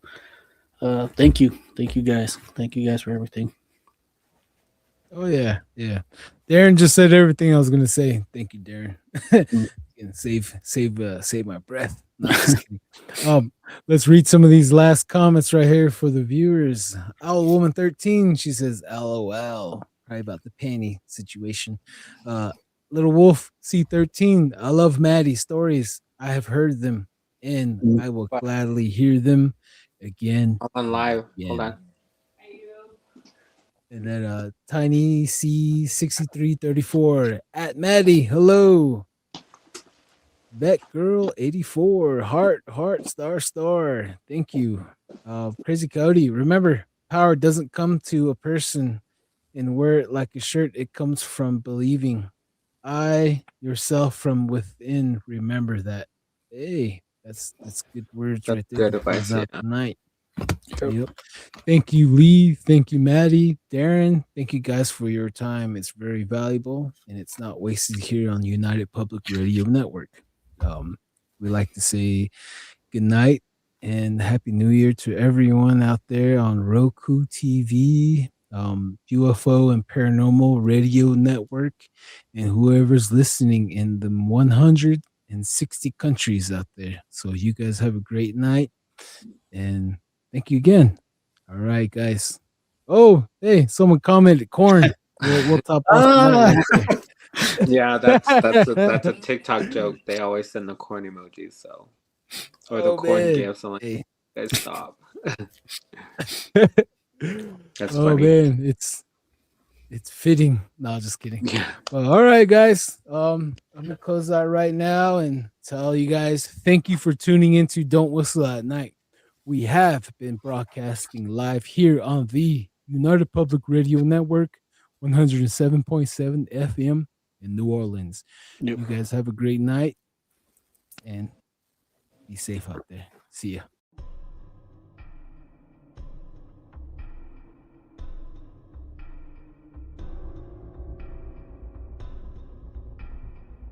Welcome to Don't Whistle at Night podcast, where Navajo legends echo in the shadows.